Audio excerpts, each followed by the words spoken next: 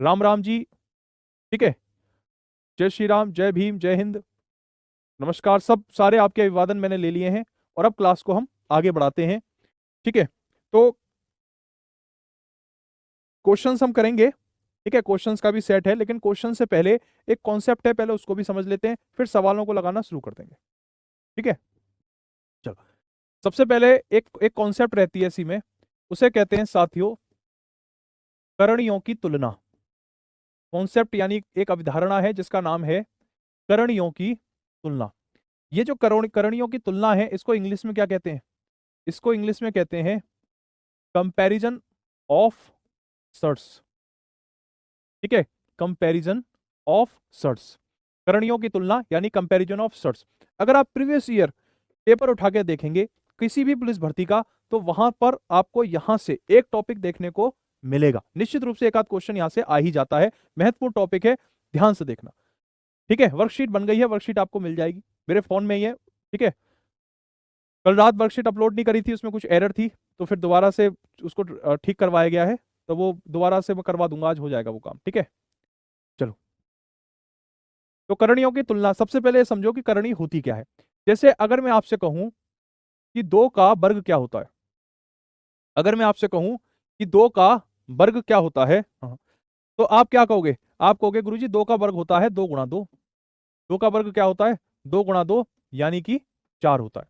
दो का वर्ग क्या होता है? बिल्कुल बेसिक से चल रहे हैं, एकदम जीरो से, एकदम जीरो से चलेंगे, पूरे टॉपिक को समझ लेंगे, पर शुरुआत बिल्कुल जीरो से करेंगे। दो का वर्ग कितना होता है? 2 गुणा 2 यानी कि 4। अब ये जो बेटा 2 की घात 2 थी, जो कि 4 के बराबर है, अगर ये घात, ये जो पावर है 2, अगर ये घात, ये पावर लासा पासे एलसीएम, एलसीएम निकल रहा है, ये एलएचएस से यानी कि लेफ्ट हैंड साइड से, ठीक है, यानी इस दिशा से जब दूसरी तरफ जाएगी, तो ये पावर किस में कन्वर्ट हो जाएगी? ये अंडर रूट में कन्वर्ट हो जाएगी। ये किस में कन्वर्ट हो जाएगी? अंडर रूट में कन्वर्ट हो जाएगी। और यही जो अंडर रूट है, इसको हम क्या कहते हैं? इसी बात को हम ऐसे भी कह सकते हैं कि 4 की घात 1/2। इसी बात को हम क्या कह सकते हैं? 4 की घात 1/2 भी इस बात को हम कह सकते हैं। मेरे शेरों, ध्यान से पढ़ना, यहां से क्वेश्चन आए तो गलत मत करके आना, बिल्कुल जीरो से पढ़ाऊंगा, मेरी जिम्मेदारी है, और अच्छे से समझना आपकी जिम्मेदारी है। ठीक है, अच्छा एक और एग्जाम्पल बता दो सर। जैसे 3 कितना होता है? 3 की घात 3 27 होता है, मतलब 3 की गुणा 3 में 3 बार करो, 3 गुणा 3 गुणा 3, तो कितना होगा? 27 होगा।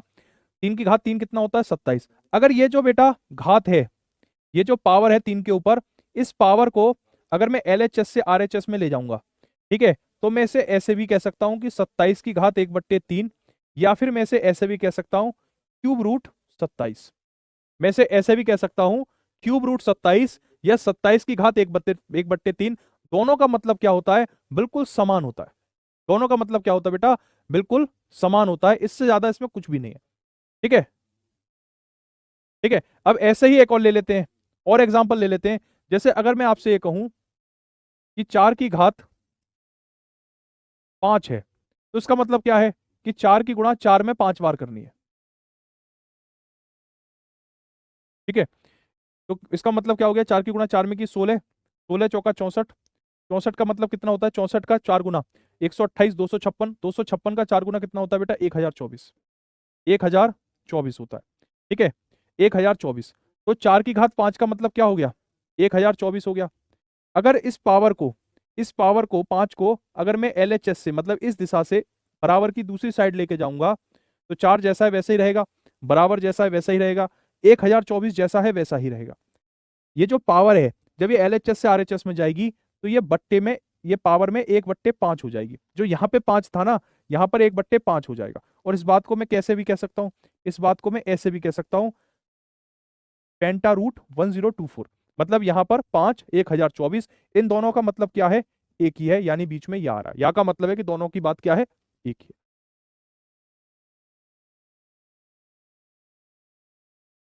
ठीक है, क्या आपको यहां तक बात समझ में आ गई? एक बार थंब अप करके बता दो कि गुरुजी यहां तक हमें समझ में आ गई। अब मैं आपको, ये तो बिल्कुल मैंने बेसिक बता दिया, अब मैं आपको बताऊंगा कि पेपर में सवाल कैसे आएंगे। लेकिन सवालों को समझने के लिए, करने के लिए आपको पहले ये बात पता होनी चाहिए कि पता चली मैंने लिखा हुआ है 5 रूट 1024 और इसको मैंने ऐसे लिख दिया, तो आप कह रहे हो गुरुजी ऐसे कैसे लिख दिया? ठीक है, तो मैं आपको बता दूं इन दोनों का मतलब एक ही होता है, लिखने के अलग अलग तरीके होते हैं। ठीक है, ठीक है, एक बार सभी साथी कमेंट करके बता दो कि यहां तक सबको क्लियर है, यहां तक तो कोई डाउट नहीं है आपको। चलो अब देखो बेटा सवाल पर आते हैं। ठीक है, सवाल पर आते हैं, क्वेश्चंस पे आराम से समझना, देखो जल्दबाजी नहीं है, बढ़िया से समझना। ठीक है, बेहतरीन तरीके से चलेंगे, कोई दिक्कत नहीं, कोई जल्दबाजी नहीं, कोई भागा दौड़ी नहीं, कोई रेल थोड़ी छूटी जा रही है दौड़ लगाए। ठीक है, अब जैसे पेपर में सवाल आएगा, ऐसे आएगा, इनमें से बड़ा कौन है, इनमें से बड़ा कौन है। जैसे क्यूब रूट 3, एक पूछ लिया उसने क्यूब रूट 3, और दूसरा पूछ लिया क्वाड रूट 5, ऐसे पूछ लेगा। ठीक है, इनमें से बड़ा कौन है, एक है क्यूब रूट 3, एक है क्वाड रूट 5, इस तरीके से साथियों सवाल पूछ लेगा। तो कैसे इसे सॉल्व करना है, पहले मैं आपको वो बता दूं इस सवाल को, फिर आगे आप मुझे बताना कि कौन सा जवाब होगा इसका। ठीक है,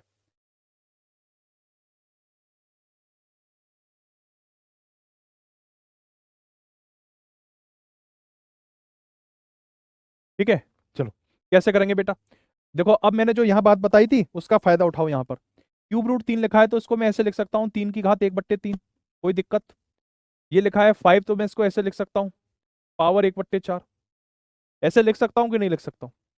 यहां तक किसी को कोई दिक्कत आई। ठीक है, पहला स्टेप क्या है, पहला चरण क्या है, पहले चरण में मैं नंबर्स को दूसरे रूप में लिखूंगा, पहला चरण। बेटा दूसरा चरण क्या है, दूसरा चरण ये है कि जो पावर्स हैं, ठीक है, जो पावर्स हैं, जैसे यहाँ 3 है या 4 है, तो दोनों ही घातों में 12 से गुणा कर दीजिए, दोनों ही घातों में 12 से क्या कर देंगे बेटा, गुणा कर देंगे। कोई दिक्कत वाली बात नहीं है, ऐसे गुणा कर सकते हैं, गणित आपको इस चीज के लिए अलाउ करता है। ठीक है, इस तरीके से आप क्या कर देंगे, दोनों में ही 12 से गुणा कर देंगे। एक 12 की गुणा यहाँ करी, एक 12 की गुणा यहाँ की, तो अब ये फाइनली कितना हो गया, 3 जैसा था वैसे ही रहा। 3 से 12 कट जाएगा 4 बार, 3 से 12 कट जाएगा 4 बार, 5 जैसा था वैसे ही रहा। 4 से 12 कट जाएगा बेटा 3 बार। 3 की घात 4 कितना होता है, 3 की घात 4 का मतलब होता है 3 × 3 × 3, 4 बार। और 5 की घात 3 होता है 5 × 5 × 5। ठीक है, तो 3 की गुणा 3 में की 9, 9 × 3 = 27, 27 × 3 = 81, और ये हो जाएगा 125। आप ही मुझे बताओ, 81 और 125 में बड़ा 125 है, 125 और 81 में 125 बड़ा है, इसलिए मैं कह दूंगा इन दोनों में बड़ा कौन है, तो आप कहोगे इन दोनों में जो बड़ा है वो ये है। ठीक है, ये क्या हो जाएगा बेटा, इन दोनों नंबर्स में बड़ा हो जाएगा। ठीक है, 12 से क्यों करेंगे, अच्छा सवाल पूछा एक बालक ने कि 12 से क्यों करेंगे। बाबू हम यहां पर 3 और 4 का लासापा लेके, 3 और 4 का लासापा ले लेते हैं, जो घातों में वैल्यू होती है ना, जो घात में संख्या होती है उसके लासापा से गुणा करते हैं। ठीक है, घात में मौजूद संख्या के लासापा से गुणा करें। और लासापा कैसे निकलेगा, जैसे 3 और 4 का लासापा निकालना है, ये तो खैर मैं आपको अच्छे से बताऊंगा, ही पूरा एक चैप्टर है ये, अभी शॉर्ट में समझ लो। 3 और 4 का लासापा निकालना है, 3 और 4 की गुणा कर दो, यही 3 और 4 का क्या है साथियों, लासापा है। 3 और 4 का गुणा कर दो, यही 3 और 4 का क्या है, लासापा है। एक बात याद रखना, 90% के केस में हम 12 से ही गुणा करते हैं। ठीक है, 90% सवालों में हम क्या करते हैं बेटा, 12 से ही गुणा करते हैं 90% सवालों में। ठीक है, चलो कोई बात नहीं, एक और क्वेश्चन ले लेते हैं। अगर ये आपको समझ में नहीं आया तो कोई बात नहीं, एक और ले लेते हैं, ये नहीं आया तो वो आएगा। अगर मैं आपसे पूछूं कि √2 और √3 में बड़ा कौन है, इन दोनों में बड़ा कौन है, √2 और √3 में कोई आपसे पूछे कि बड़ा कौन है। ठीक है,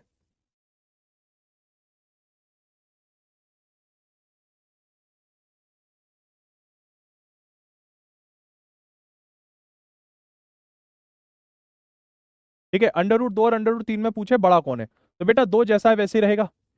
ये अंडर रूट लगा हुआ है तो इसका मतलब क्या होता है, पावर में 1/2।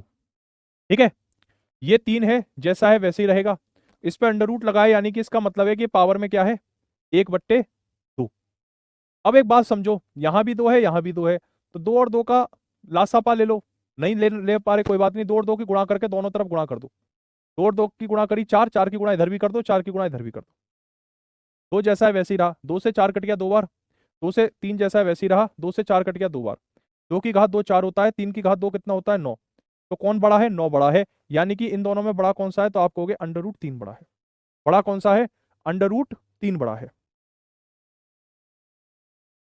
हाँ, 1/2 कैसे आया बेटा? अभी मैंने यहाँ बताया तो था बाबू। देखो मैंने यहाँ बताया कि नहीं बताया, तुमने ध्यान नहीं दिया शायद। देखो यहाँ बताया था आपको, दोबारा बता देता हूँ।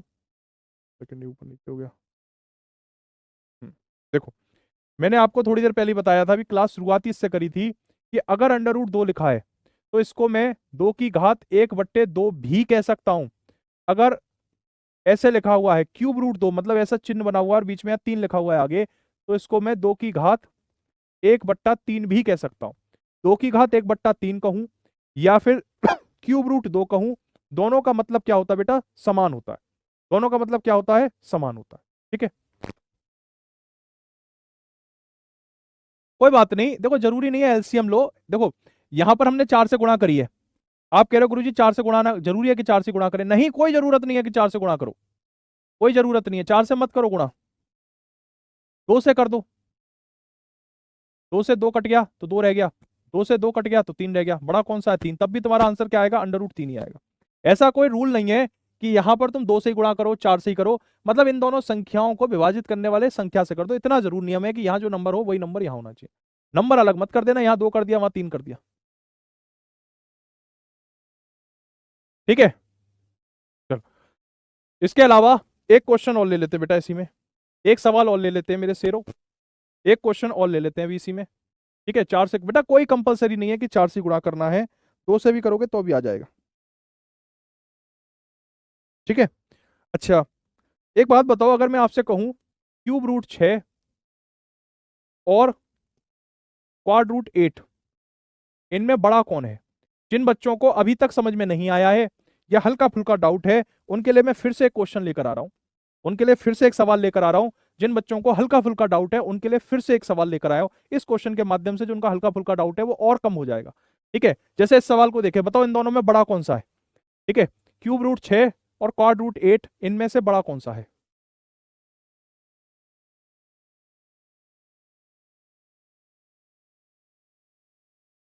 ठीक है, चलो बेटा देखो, एक ही सवाल को करने के बहुत सारे तरीके होते हैं मैथ में। ठीक है, जैसे कुछ बच्चे कह रहे हैं सर ऐसे भी कर सकते हैं वैसे भी कर सकते हैं। हाँ बिल्कुल कर सकते हैं। एक ही क्वेश्चन को करने के 10 तरीके हो सकते हैं गणित के अंदर। हो सकता है आप किसी दूसरे तरीके से देख रहे हो, उसमें कोई दिक्कत नहीं है। ठीक है, देखो जैसे ³ √6 है, कुछ बच्चे हमारे ऐसे हैं जो पहले से मैथ पढ़ चुके हैं। जैसे कल मैंने एक पेपर डाला था टेलीग्राम ग्रुप में, तो लगभग 70-80 बच्चे ऐसे थे जिनके जिन मतलब 70-80 नहीं, लगभग 15 के करीब बच्चे ऐसे हैं जिनका जो स्कोर है वो 20 से ऊपर नंबर है। 25 में से 20 से ऊपर मार्क्स आ रहे हैं, ऐसे 15-20 बच्चे हैं। अब तो आप वो जो 15-20 बच्चे इस क्लास में इस समय बैठे हैं, या फिर 50 भी हो सकते हैं, टेलीग्राम में तो सब नहीं करते हैं, तो वो 50 बच्चों के लिए वो तो कहेंगे कि गुरुजी तेज चलो, वो अपने हिसाब से चलाएंगे। जो बच्चा पहली बार पढ़ रहा है, फर्स्ट टाइम पढ़ रहा है, जिसका अभी अभी ग्रेजुएशन हुआ है, जो भी चीजों को बस देख रहा है और समझ रहा है, तो वो तो कहेगा कि सर मेरे हिसाब से चलो। तो मैं आपकी परीक्षा के हिसाब से चलूंगा। ठीक है, जो परीक्षा कहेगी, और ऐसा पढ़ाऊं जो सबके लिए बराबर हो। अगर आपको आता है तो आपका रिवीजन हो जाएगा, अगर आप बेसिक से पढ़ रहे हो तो आपको सारी चीजें समझ में आ जाए इस हिसाब से। ठीक है, तो जल्दबाजी नहीं करनी। जैसे ³ √6 बेटा देखो, सबसे पहले इसको हम ऐसे भी लिख सकते हैं, 6 की घात 1/3। ये जो घात, ये जो होती है ना रूट के अंदर जो वैल्यू होती है, इसको 1/3 के रूप में लिख सकते हैं। ये गणित का नियम है। जैसे क्वाड √8 है तो इसको मैं क्या लिख सकता हूँ? 8 की घात 1/4। ऐसे बेटा मैं इसको लिख सकता हूँ, इसमें कोई दिक्कत नहीं होती, इस बात में कहीं कोई दिक्कत नहीं होती। अब देखो ये 3 है, ये 4 है, ये 3 है, ये 4 है, 3 और 4 के आपस में गुणा कर देंगे तो 12 हो जाएगा। तो 12 की गुणा इधर कर दो और 12 की गुणा इधर कर दो। ठीक है, 6 जैसा है वैसे ही रहा, 3 का भाग 12 में लगाया तो 4 बार गया। 8 जैसा है वैसे ही रहा, 4 का भाग 12 में लगाया तो 3 बार गया। 6 की घात 4 कितनी होती है? तो ये तो आपको बेटा थोड़ा सा याद करना पड़ेगा। 6 की घात 1 6 होती है, 6 की घात 2 36 होती है। मतलब 6 की गुणा अगर 6 में करी जाए 4 बार, 6 × 6 × 6 × 6, तो कितना आएगा? तो आएगा 1296। तो कितना आएगा बेटा? 1296। और 8 की घात 3 कितनी होती है? यानी 8 की गुणा 8 में 3 बार करेंगे तो 512 आएगा। इन दोनों में बड़ा कौन सा है? 512। इसलिए मैं कह सकता हूं इस क्वेश्चन का आंसर क्या हो जाएगा? ³ √6। यही इस क्वेश्चन का आंसर हो जाएगा, यही इस क्वेश्चन का आंसर हो जाएगा, ³ √6। ठीक है बेटा, इस समय जो है वो बहुत बच्चे लाइव हैं। ठीक है, 700-800 बच्चे लाइव हैं इस समय, तो इस वजह से आपके कमेंट कई बार ऊपर भी निकल सकते हैं।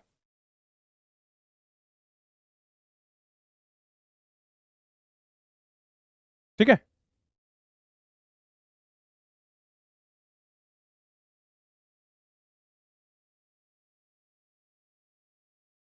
चलो जी आगे बढ़ते हैं नेक्स्ट पे। क्वेश्चन नंबर 4, क्वेश्चन नंबर 4 को देखते हैं बेटा। अब जो बच्चे क्या होते हैं ना, जो पहले से पढ़े हुए होते हैं, वो क्या, वो क्लास का लेवल बढ़ाने की कोशिश करते हैं। अब जैसे कुछ बच्चे ऐसे भी हैं आपकी क्लास में जो पहले से पढ़ रहे हैं बहुत समय से, तो वो फिर ऐसे टेढ़े मेढ़े क्वेश्चन पूछेंगे कि क्लास का लेवल बढ़ जाए। मतलब जो आपकी झारखंड पुलिस भर्ती की परीक्षा है, उस परीक्षा में पूछने वाले सवालों से अलग सवाल जो उस परीक्षा में पूछे नहीं जाएंगे। ठीक है, तो ऐसी ऐसे सवाल जो आपके मतलब झारखंड पुलिस भर्ती के नहीं होंगे, बाहर के सवाल होंगे, उन सवालों को आप कोशिश क्या करें, टेलीग्राम पे डाला करें। मैं जवाब दे देता हूँ, सीजीएल के सवाल डालते हैं बच्चे वहां पर, कई बार सीएचएसएल के भी सवाल डालते हैं। ठीक है, वो सवाल जो सीजीएल वाले हैं वो कभी नहीं आएंगे जिंदगी में झारखंड पुलिस भर्ती में। मेंस के सवाल क्यों आएगा झारखंड की कांस्टेबल की भर्ती में, कभी नहीं आएगा। ठीक है, मैं रोज दोपहर में जैसे बैंकिंग पे पढ़ा रहा हूँ मैथमेटिक्स, अब बैंकिंग में जो मैं मैथ पढ़ा रहा हूँ वो थोड़ी आपकी परीक्षा में आएगा। वहां तो हम डीआई कराते हैं एक पेज भर के पूरी डेटा इंटरप्रिटेशन, जिसमें कैसलेट के अंदर आपकी सीआई भी लग रही है, एवरेज भी लग रही है, तमाम चीजें लग रही हैं। अब वो थोड़ी आपकी परीक्षा में आएगा, तो हम आपको वो पढ़ाएंगे जो आपकी परीक्षा में आएगा। ठीक है, बाकी इधर उधर के जो सवाल हुआ करें वो आप टेलीग्राम में डाल दिया करो, तो वहां पर हमें क्या होता है कि वहां पर हम आपको जवाब दे देंगे। ठीक है, अब ये है बेटा, जैसे क्यूब रूट 4 है, दूसरा है अंडर रूट 2, तीसरा है क्वाड रूट 3, चौथा है 9। अब इसमें पूछ रहा है कि आरोही क्रम में लगाओ, ये ऐसे भी पूछ लेते हैं बेटा कई बार। ये आपसे कह रहा है कि इनको किस में क्रम में लगाओ, आरोही क्रम में लगाओ, यानी कि असेंडिंग ऑर्डर में लगाओ। असेंडिंग ऑर्डर, छोटे से बड़े में। आरोही क्रम का मतलब क्या होता है, छोटे से बड़े में। ठीक है, छोटे से बड़े क्रम में लगवा रहा है। अब बताओ जल्दी से इस क्वेश्चन को करके दिखाओ। सभी साथी इस क्वेश्चन को करके दिखाएंगे मेरे शेरों, जल्दी से करो इस क्वेश्चन को।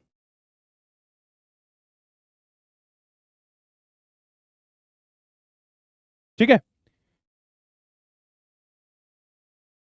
बेटा, कई बार ऐसा भी हो सकता है कि आप कोई सवाल पूछ रहे हो और वो सवाल में आपको कि चैट बहुत तेजी से बढ़ रही है। आप खुद सोचो, 800 बच्चे अगर लगे हुए हैं यहाँ पर और 800 बच्चों की चैट बहुत तेजी से चलती है। मैं किसी दिन ये चैट की आपकी रिकॉर्ड करके दिखाऊंगा, ये चैट ऐसे दौड़ती है। मतलब मैं यहाँ से यहाँ तक आया तब तक 5-6 लोगों की चैट निकल गई ऊपर।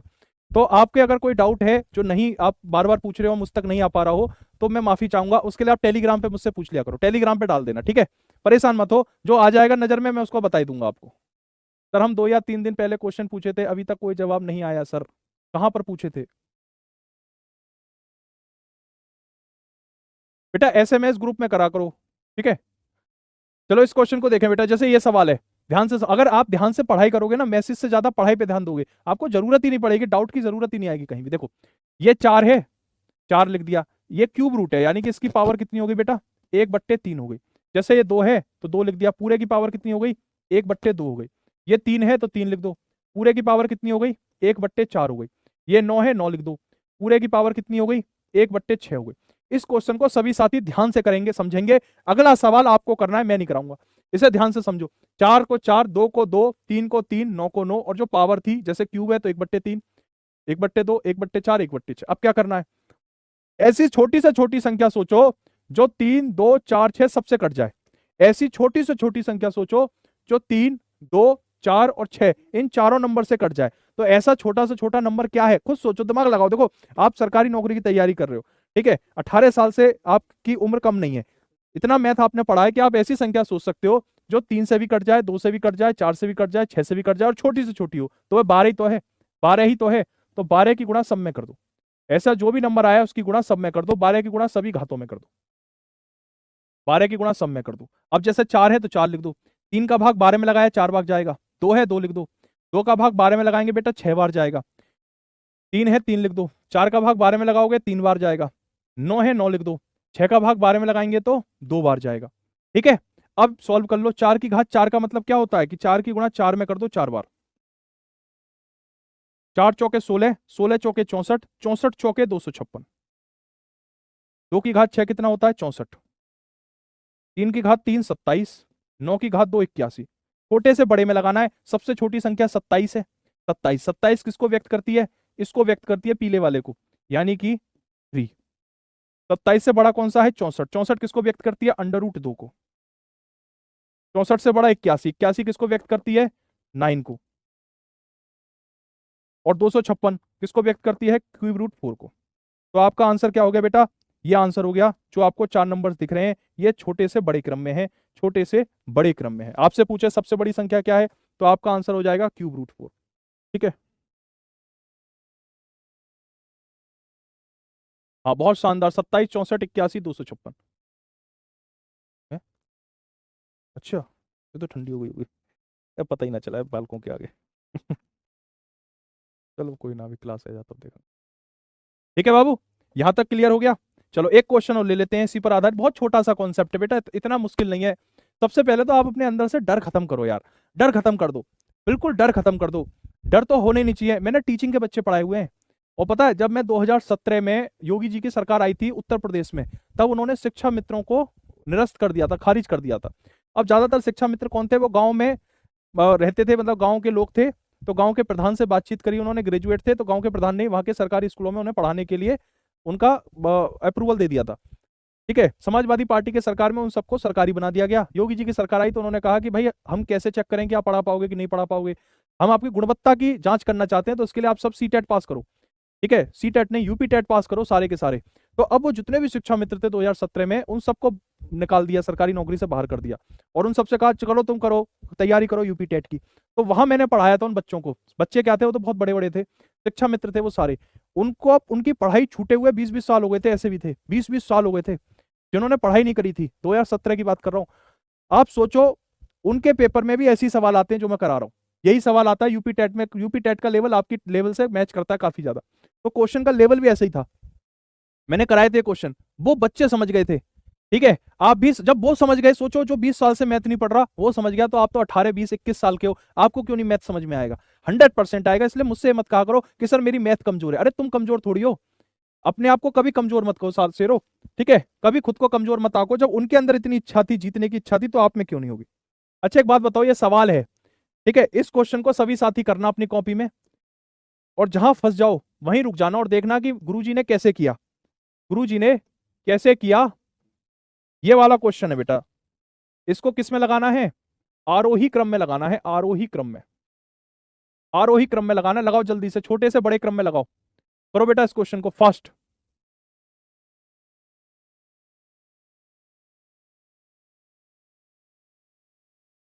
आराम से बेटा, शांत होके पढ़ा करो, शांत होके आराम से पढ़ा करो।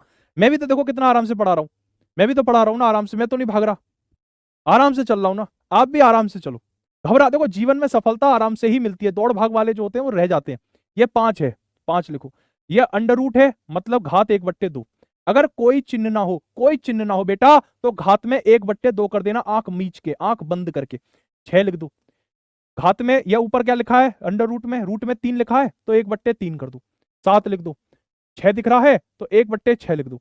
30 है तो 30 लिख दो। 12 दिख रहा है बेटा तो 1/12 लिख दो। अब ऐसी संख्या सोचो जो ये 2 से, 3 से, 6 से, 12 से सबसे कट जाए। ऐसी संख्या कौन सी है? 12 ही है। 99% केस में 12 का ही गुणा होगा। 99% केस में, 99% केस में 12 की ही गुणा होगी बेटा। ठीक है, तो 12 की गुणा सभी घातों में करो। हाँ, एक बच्चा कह रहा है मेरा मैथ बहुत स्ट्रांग है। आपको यही कहना है कि मेरा मैथ बहुत स्ट्रांग है। अगर बार बार ये कहोगे ना कि मेरा मैथ कमजोर है, कमजोर है, कमजोर है, कमजोर है, तो स्ट्रांग होगा तब भी कमजोर हो जाएगा। ठीक है, चलो 2 से 12 कट जाएगा बेटा 6 बार, 6 जैसा है वैसे ही है। 3 से 12 कट जाएगा 4 बार, 7 जैसा है वैसे ही है। 6 से 12 कट जाएगा 2 बार, 30 जैसा है वैसा ही। 12 से 12 कट जाएगा 1 बार। ठीक है, अब 5 की घात 6 निकालो। 5 की घात 6 कितना मुश्किल है निकालना, देखो। 5 की घात 1 होता है 5, 5 की घात 2 होता है 25, 5 की घात 3 होता है 125, 5 की घात 4 होता है मेरे शेरो 625, 5 की घात 5 होता है 3125, और 5 की घात 6 होता है 15625। मुझे तो ये रटे हुए हैं, इसलिए मैंने आपको बता दिया। ठीक है, लेकिन आपको इतना पता चल गया कि 5 की घात 6 कितना होता है? 15625। इससे ऊपर नहीं जाएगा कि 5 की घात 8 आ जाए, ऐसा नहीं। 6 तक 15625 तक पूछ सकता है। 6 की घात 4 1296 होता है। 49 और 30 आपसे पूछ रहा है कि छोटे से बड़े में करो, तो बेटा इन सब में सबसे छोटा कौन सा है? देखो ये है सबसे छोटा, और देखने में क्या लग रहा है? सबसे बड़ा।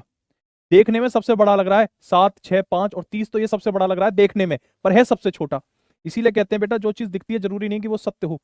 ठीक है, उसके बाद ये आएगा। क्यों आएगा? क्योंकि 30 से बड़ा 49 है। फिर 1296 यानी कि क्यूब रूट 6, लास्ट में क्या आएगा मेरे शेरो, अंडर रूट 5। और यही क्वेश्चन का आंसर है, यही क्वेश्चन का आंसर है। ठीक है, यही आ रहा है। सर गुणा करने में दिक्कत आ रही, बेटा गुणा करना है इसमें दिक्कत आएगी, थोड़ा सा प्रैक्टिस करनी पड़ेगी लालू आपको, कुछ चीजें बेटा आपको करनी पड़ेंगी। ठीक है, कुछ चीजें करनी पड़ेंगी, जैसे कि 125 में 5 की गुणा करनी है, ये काम स्वयं करना पड़ेगा आपको। ठीक है, ये क्लास में नहीं कराया जा सकता बाबू, ये चीज आपको स्वयं से करनी पड़ेगी। ठीक है, इसके अलावा क्वेश्चन नहीं आएगा मेरे शेरो, ऐसे ही सवाल आएंगे। और मुझे उम्मीद है कि आप इन सवालों को अब कर पाएंगे। आप इतिहास उठा के देखना, पुलिस एग्जाम का किसी भी राज्य का देख लेना, ऐसे ही सवाल पूछे गए हैं। रवि साहनी कह रहे हैं सर आज तक किसी भी क्लास में मेरा नाम कोई भी सर नहीं लिया है, मेरा कोई दुश्मनी है क्या सभी से? नहीं भाई रवि साहनी जी, आपने क्या बात कर दी यार, तुम तो लो तुम्हारा नाम लिख देता हूं मैं इसमें, तुम कह रहे हो कि मेरा नाम नहीं लेता कोई। लो, रवि साहनी जिंदाबाद। ठीक है, अब तुम्हारी शिकायत तो नहीं है, रवि साहनी जिंदाबाद। चलो आगे बढ़ते हैं और अब कुछ सवाल कर लेते हैं। ये बताओ बेटा, यहां तक क्लियर हो गया? अगर ये सवाल पेपर में आ जाता है तो आप अच्छे से कर लोगे। ठीक है, हाँ रेलवे में भी काम करेगा, कोई दिक्कत नहीं आएगी। ये कॉमन क्वेश्चन है, रेलवे में भी काम करेंगे, आपकी झारखंड की कांस्टेबल में भी काम करेंगे, सब इंस्पेक्टर की परीक्षा में भी काम करेंगे। ठीक है, चलो अब देखो, कुछ बच्चे लगातार पूछते हैं कि सर मॉक टेस्ट कब होगा, ये बच्चे मुझसे सवाल पूछते हैं। मैं आपको बता दूं, इन सवालों को आप ना, मैनेजर साहब हैं एक टेलीग्राम में, उनसे पूछा करो, क्योंकि मॉक टेस्ट वगैरह की प्लानिंग वही करते हैं।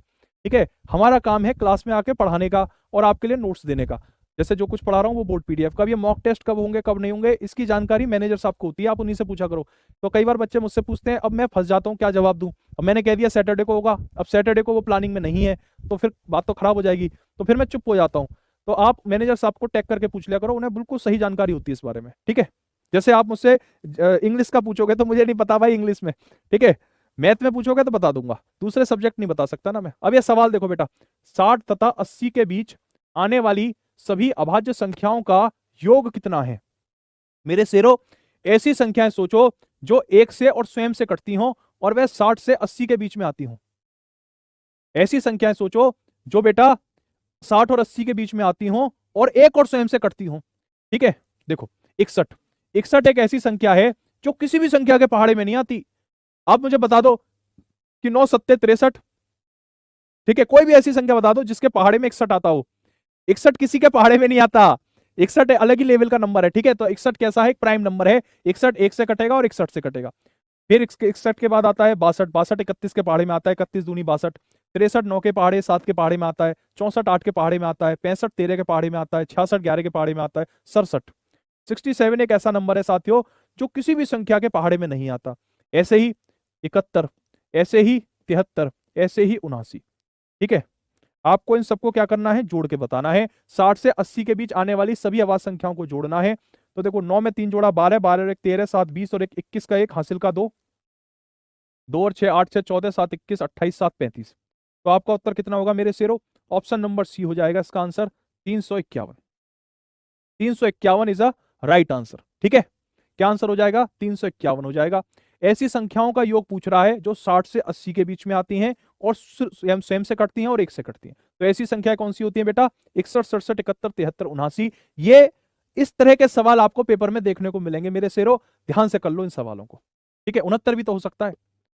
69 बेटा, 69 3 के पहाड़े में आता है। ठीक है, 69 23 23 के पहाड़े में भी आता है, 23 एकम 23, 23 दूनी 46, 23 तिया 69। ठीक है, 69 23 के पहाड़े में भी आता है मेरे शेरो, ध्यान रखना। ये केवल 5 नंबर हैं जो 61 से और 80 के बीच में आते हैं और एक और स्वयं से कटते हैं। चलो अगला सवाल बताओ।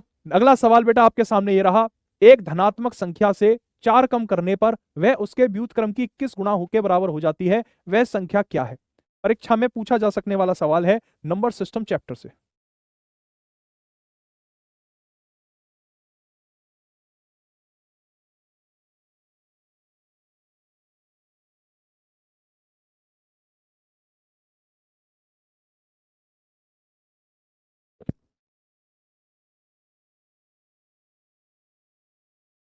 ठीक है, चलो ये क्वेश्चन देखो बेटा, एक धनात्मक संख्या में 4 कम करने पर वह उसके व्युत्क्रम की 21 गुना के बराबर हो जाती है। बेटा देखो, ऐसे सवाल अगर पेपर में आ जाए ना, ठीक है, ऐसे सवाल, इसकी ट्रिक बता दीजिए बेटा, हर सवाल की ट्रिक थोड़ी होती है।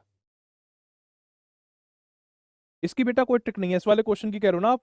इसमें क्या ट्रिक होगी, 61 से 60 के बीच में अभाज्य संख्या तो आपको गिननी पड़ेगी। पेपर में हर सवाल ऐसा नहीं पूछा जाता जिसकी ट्रिक होती हो, कई सवाल ऐसे पूछे जाते हैं जिसमें बच्चे को काउंट ही करना पड़ेगा, इसमें काउंट ही करना पड़ेगा। अगर ट्रिक होती तो मैं आपको बता देता। ठीक है, जोड़ने की ट्रिक हो सकती है, अब इतने छोटे छोटे नंबर इनको क्या जोड़ने के लिए ट्रिक बनाओगे। ये 70 70 मान लो, तीनों 210 हो गए। ठीक है, ये 70 से 9 ज्यादा है, ये 3 ज्यादा है, 1 ज्यादा है, तो 9 3 12 और 1 13, तो 210 में 13 जोड़ा तो 223 हो गया। ऐसे इसको जोड़ लो।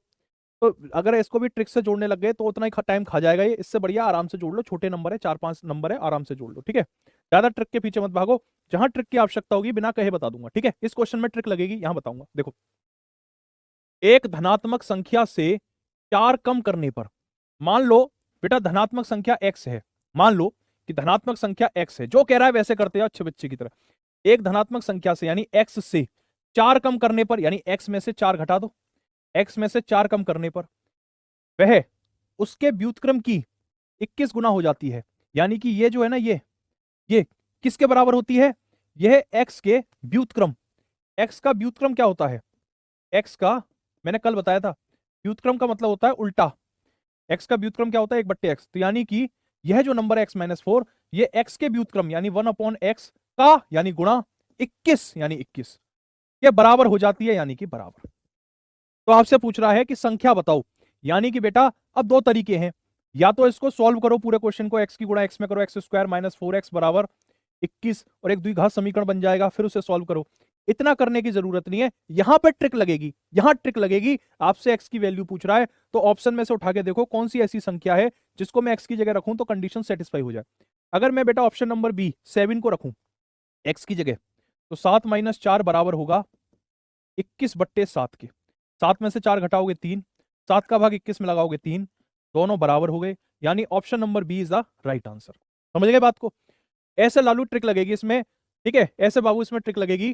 ट्रिक अब इसे कुछ बच्चे कैसे करने लगेंगे, ऐसे सॉल्व करने लग जाएंगे, x² - 4x बराबर 21, तो x² - 4x - 21 बराबर 0, फिर इसके फैक्टर करने लग जाएंगे। ठीक है, फिर इसके फैक्टर के 21 के 2 ऐसे फैक्टर करो जिनको माइनस करें तो इतना आ जाए, तो इतना करने की जरूरत नहीं है।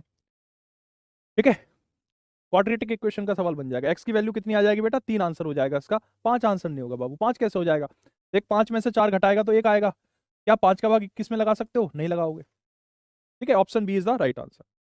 सवाल नंबर 3 को देखेंगे, 5 से विभाजित होने वाली 3 क्रमागत प्राकृतिक संख्याओं का योग 225 है, सबसे बड़ी संख्या। ये मोस्ट इंपॉर्टेंट क्वेश्चन है, ऐसे क्वेश्चन पेपर में पूछ लेते हैं। ठीक है, ऐसे क्वेश्चन पूछ लेते हैं। मेरी जो मंडे को क्लास होगी उसमें थोड़े से बेटा कठिन सवाल डालूंगा मैं, मंडे को जो क्लास होगी उसमें थोड़े से कठिन सवाल डालूंगा। आज मैं आपको बेसिक करवा रहा हूं, मंडे को लेवल थोड़ा सा बढ़ा दूंगा। ठीक है, पेपर अगर टफ आया तो कैसे सवाल आएंगे वो मंडे को देखेंगे आपको। जैसे आज यूपी पुलिस कांस्टेबल का पेपर हुआ है, बहुत आसान पेपर, बिल्कुल हलवा पेपर आया है। जैसे ये क्वेश्चन है इस जैसे ही क्वेश्चन आया, पूरा पेपर ऐसे आया है। 5 से विभाजित 3 क्रमागत प्राकृतिक संख्याओं का योग 225 है। 5 से विभाजित ऐसी संख्याएं जो 5 से कट जाती हैं और 3 क्रमागत हैं। क्रमागत मतलब जैसे क्रमागत प्राकृतिक संख्याओं का मतलब होता है जो क्रम में हो, जैसे 1 2 3 4 5 6, तो ये क्या है, क्रमागत संख्याएं। 1 2 3 4 5 6, 1 2 3 4 5 6 7 8 9 10 11 12 13, ये सब क्या है, क्रमागत संख्याएं। तो 3 क्रमागत संख्याएं जो 5 से कट जाती हैं। तो देखो, अगर कोई नंबर 5 से कटेगा, 5 से विभाजित है, तो वह नंबर 5x होगा। अगर ये कहता 7 से विभाज्य तो 7x होता, 9 से विभाज्य तो 9x होता, 11 से विभाज्य तो 11x होता, 17 से विभाज्य तो 17x होता, 5 से विभाज्य तो पहली संख्या 5x है। अच्छा एक बात बताओ, 5 के बाद 10 कब आता है, 5 के बाद 10 कब आता है, या 10 के बाद 15 कब आता है, 5 के बाद आता है ना। 10 से 15 के बीच में 5 का अंतर होता है, यानी 5 के पहाड़े में जो जो संख्याएं आती हैं उन सब में 5 का अंतर होता है। ठीक है, तो यहां पर अगला जो नंबर होगा वो क्या होगा, 5x + 5 होगा, और तीसरा नंबर मेरे सिरो 5x + 10 होगा। अब आप कहोगे गुरुजी हम समझ में नहीं आ रही है, आप कैसे कर रहे हो।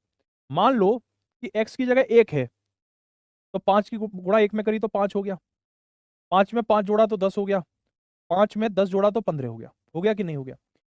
तो कहने का मेरा मतलब यह है मेरे सिरो कि अगर 5 से विभाज्य पूछे तो देखो 5 10 15 तीनों ही 5 से विभाज्य है और तीनों ही क्रम में है 5 10 15। तो 5 से विभाज्य 3 प्राकृतिक संख्या क्या होंगी, 5x, 5x + 5, 5x + 10। ये कह रहा है इन तीनों का योग, यानी इन तीनों को जोड़ो। 5x कितनी बार है? 3 बार है। 1 बार, 2 बार, 3 बार, यानी कि 3 बार 5x है तो 15x हो गया, प्लस 10 में 5 जोड़ा तो 15 हो गया।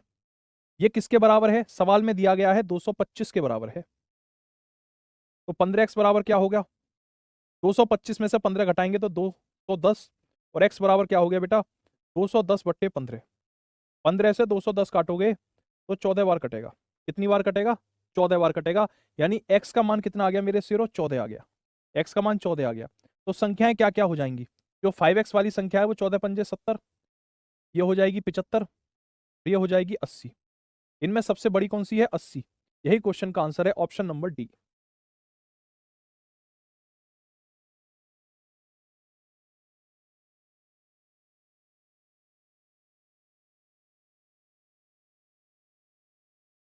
ठीक है। अच्छा, मैं ये देख रहा हूँ बहुत सारे बालक लगातार एक बात कह रहे हैं कई दिनों से कि बेटा x+x+5 नहीं होगा लाला मेरे, x+x+5 ये नहीं होगा बेटा।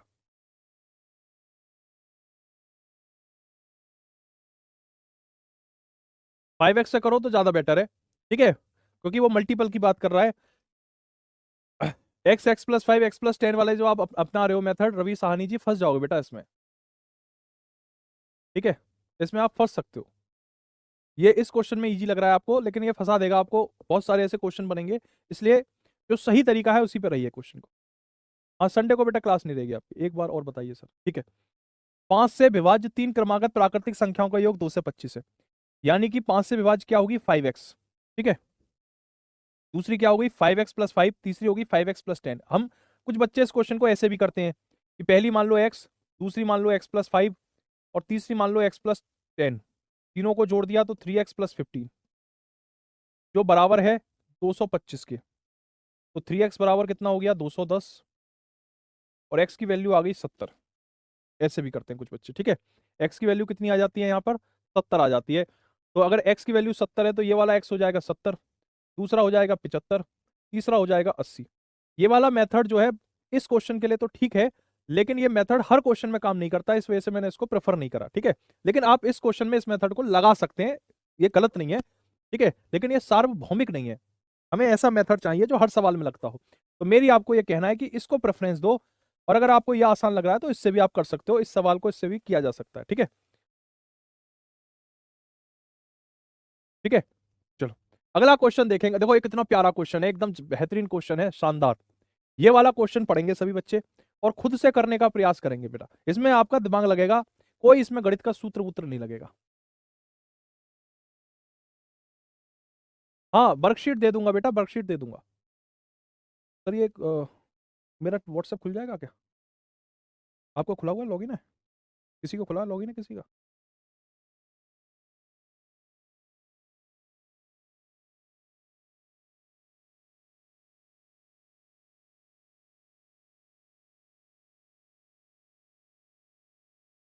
चलो बेटा,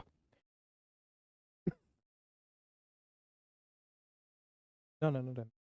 बेटा ये कह रहा है कि आपके सामने एक अंक है 25068। ये कह रहा है इन 5 अंकों से बनने वाली 5 अंक की सबसे बड़ी और सबसे छोटी संख्या का अंतर। तो मैं आपको बताऊं, ये क्वेश्चन कठिन नहीं है, लेकिन फिर भी बहुत बच्चे इसे गलत कर जाते हैं। क्यों कर जाते हैं? जल्दबाजी में गलत कर जाते हैं, जल्दबाजी में। कहाँ गलती करते हैं मैं वो बता रहा हूं अपने अनुभव के आधार पे। सबसे पहले सबसे बड़ी संख्या पूछ रहा है।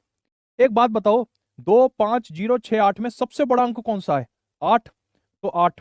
उससे छोटा कौन सा है? 6, तो 6। फिर उससे छोटा कौन सा है? 5, तो 5। उससे छोटा कौन सा है? 2, तो 2। लास्ट में 0।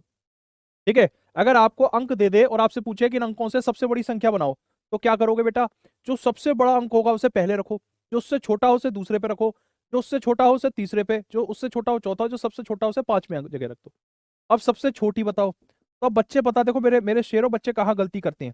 तुम में से बहुत सौ ने करी होगी मुझे उम्मीद है। देखो गलती क्या करते हैं, 25068 में से सबसे छोटी संख्या बनानी है तो वो 0 को पहले रख देते हैं, फिर रख दिया होगा 2 को, फिर 2 से बड़ा कौन सा है? 5, फिर 5 से बड़ा कौन सा है? 6, और फिर लास्ट में 8। फिर कह रहे होंगे कि अब मैं इसको माइनस करता हूं। ये बहुत बच्चे गलती करते हैं, ये तरीका गलत है। अगर किसी भी नंबर के आगे 0 हो तो उस 0 की कोई वैल्यू नहीं होती। यानी कि आपकी नजर में तो ये 5 अंक की संख्या है, लेकिन वास्तव में ये आपने 4 अंक की संख्या बना दी। वास्तव में आपने 4 अंक की संख्या बना दी। 5 अंक की संख्या ये नहीं रही, क्योंकि आपने जीरो आगे लगा दिया मेरे शेरों। ये सवाल मैंने इसीलिए डाला था ताकि मैं ये बात बता सकूं छोटी सी। जीरो आगे मत रखना, जीरो कभी मत आगे रखना। जो सबसे छोटा नंबर है, अगर सबसे छोटा जीरो है तो उससे ठीक बड़े वाले नंबर को आगे रखना और जीरो को उसके बाद रखना। फिर बाकी 5, 6, 8 स्वीकृत है।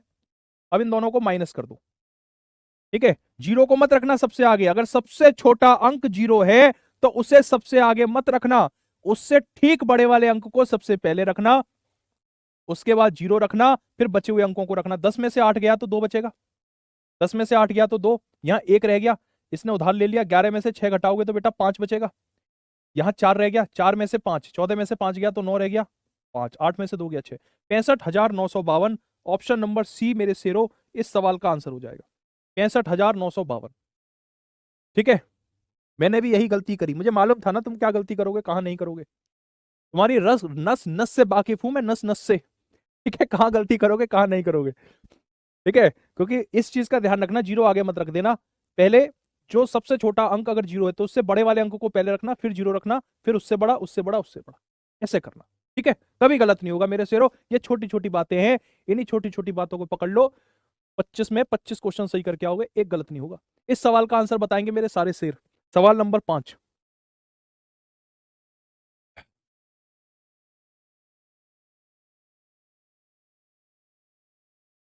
इस क्वेश्चन को देखें बेटा।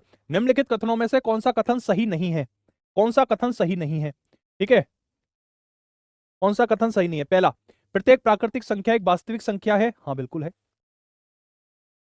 प्रत्येक वास्तविक संख्या एक परिमेय संख्या, ये बात सही नहीं है। क्यों नहीं है, देखो बेटा, वास्तविक संख्या होती है, पहली ही क्लास में समझाया था मैंने, पहली ही क्लास में, वास्तविक संख्याएं दो प्रकार की होती हैं, एक में आता है परिमेय और दूसरे में आता है अपरिमेय। परिमेय और अपरिमेय दो तरह की संख्याएं मिलकर वास्तविक संख्या बनाती हैं। इसमें क्या कह रहा है, प्रत्येक वास्तविक संख्या एक परिमेय संख्या है। अरे मेरे शेरों, प्रत्येक वास्तविक संख्या सिर्फ परिमेय संख्या नहीं है, प्रत्येक वास्तविक संख्या परिमेय संख्या और अपरिमेय संख्या दोनों है। पर ये क्या कह रहा है कि प्रत्येक वास्तविक संख्या एक परिमेय संख्या है, इसलिए ये बात गलत है। यहां क्या होना चाहिए, प्रत्येक वास्तविक संख्या एक परिमेय तथा अपरिमेय दोनों प्रकार की संख्या हो सकती है, यह होना चाहिए, इसलिए यह गलत है। 5 में का बी। ठीक है, तो चलिए आज की क्लास में बेटा इतना ही करेंगे, और परसों मैं आपको मिलूंगा, परसों मंडे को शाम को 4 बजे, और मैं आपको इससे आगे के क्वेश्चन करवाऊंगा। आज मैं आपको पहले ही बता देता हूं, परसों की क्लास थोड़ी सी मुश्किल होगी, क्वेश्चन का लेवल जो होगा थोड़ा सा टफ होगा। ठीक है, थोड़े से क्वेश्चन हार्ड होंगे परसों, तो आप जो है उसी हिसाब से खाना पीना खा के और अपना पूरा दिमाग तैयार करके कि पसीने आने वाले हैं, इस हिसाब से क्लास को करना। परसों की क्लास थोड़ी सी हार्ड होगी, मैं अभी आपको बता देता हूँ। क्वेश्चन जो है मैं एक लेवल बढ़ा के क्वेश्चन आपको करवाऊंगा। ठीक है, तो आज के सेशन में इतना ही। Thank you very much, all the best. जिन बच्चों को थोड़ा बहुत डाउट हो, एक बार वीडियो दोबारा से देख लेना, फिर भी क्लियर ना हो तो टेलीग्राम की रात की 8 से 10 की चैट में अपना वो सवाल छोड़ देना, मैं आपको आंसर कर ही दूंगा। ठीक है, चलिए तो आज के सेशन में और सीधे सवालों पर आ जाते हैं। क्वेश्चन पहला देखो, इस तरह के सवाल भी पूछ लिए जाते हैं। एक कक्षा में, क्लास में छात्रों की संख्या 20% बढ़कर 66 हो जाती है, तो प्रारंभिक संख्या कितनी थी। एक क्लास में छात्रों की संख्या 20% बढ़कर 66 हो जाती है। ठीक है, जितनी भी संख्या थी उसमें 20% बढ़ गया और 66 हो गई। तो वह पूछ रहा है कि शुरुआत में क्लास में कितने बच्चे थे। तो इस क्वेश्चन को अगर हम सॉल्व करें तो दो तरीके से कर सकते हैं। एक तो पारंपरिक तरीका जो हम किताबों में देखते हैं, दूसरा एक शॉर्टकट तरीका। ठीक है, दूसरा एक शॉर्टकट तरीका, दोनों तरीके से हम इस सवाल को कर सकते हैं। पारंपरिक तरीका क्या कहता है, जैसे एक कक्षा में छात्रों की संख्या 20% से बढ़कर 66 हो गई। मान लो, माना कि छात्रों की संख्या x है, माना कि छात्रों की संख्या क्या थी, आपने x मान ली। ठीक है, माना कि छात्रों की संख्या x है, तो वह क्या कह रहा है कि जो छात्रों की संख्या थी उसमें 20% बढ़ गया, यानी कि x का 20% निकालो आप, तो कितना हो जाएगा, 20x बट्टे 100 हो जाएगा। x का 20% कितना होता है, 20x बट्टे 100 होता है, 20x बट्टे 100, x का 20%। x का मतलब x, का मतलब गुणा। देखो x का 20%, इसका मतलब क्या है, x का मतलब x, का मतलब गुणा, 20 का मतलब 20, परसेंट का मतलब होता है बट्टे में 100, तो 20x बट्टे 100 ऐसे हो जाएगा। x का 20% बढ़ गया, यानी x में इतना जुड़ गया, x में x का ही 20% जुड़ गया, तो कितनी हो गई संख्या, 66 हो गई। 100 की गुणा x में करी तो 100x, तो x में 20 जोड़ोगे तो 120x बट्टे के 100 बराबर 66। तो x की वैल्यू कितनी होगी, 66 जैसा है वैसी रहा, 100 की गुणा 66 में हो गई ऊपर, और जो 120 है वो नीचे आ गया। 5 से काटा 100, 5 20, 5 से काटा नहीं 20 से काटा 100 5 बार, 20 से काटा 120 6 बार, 6 से 66 काटा 11 बार, 11 की गुणा 5 में करी तो 55 आ गया। तो इस प्रकार से अगर हम पारंपरिक तरीके से सवाल को करें तो 55 हमारे सवाल का उत्तर हो जाएगा। ठीक है, लेकिन इसमें क्या है कि आपको काफी ज्यादा समय लग सकता है, तो अपने समय को बचाते हुए आप शॉर्टकट तरीके से भी इस क्वेश्चन को कर सकते हैं। ठीक है, शॉर्टकट तरीके से भी इस सवाल को कर सकते हैं। मैं एक बार आपको पारंपरिक तरीका बता दूं कि माना कि छात्रों की संख्या x है, वह कह रहा है x में 20% बढ़ गया, यानी x प्लस 20x बट्टे 100 66 हो गया। 100 की गुणा x में करी तो 100x, 100x में 20x जोड़ा तो 120x बट्टे 100 बराबर 66, x बराबर 66 गुणा 100 बट्टे 120, सॉल्व कर दिया, 55 सवाल का उत्तर आ गया। ठीक है, 66 कहां से आया बेटा, 66 सवाल में दिया है, देखो इधर। ठीक है, जो 66 है वो क्वेश्चन में दिया है, वो ये कह रहा है कि एक क्लास थी तो उस क्लास में 20% बच्चे और आ गए, जितनी भी क्लास थी उस क्लास में 20% बच्चे और आ गए। ठीक है, एक क्लास में 20% बच्चे और आ गए और उससे जनसंख्या क्लास की 66 हो गई, 66 हो गई। तो मैं पूछ रहा बताओ पहले कितनी थी। तो इसको हमने इस तरीके से क्वेश्चन को करा। अब मैं आपको शॉर्टकट तरीका बताता हूं बेटा, देखो शॉर्टकट तरीका क्या होता है।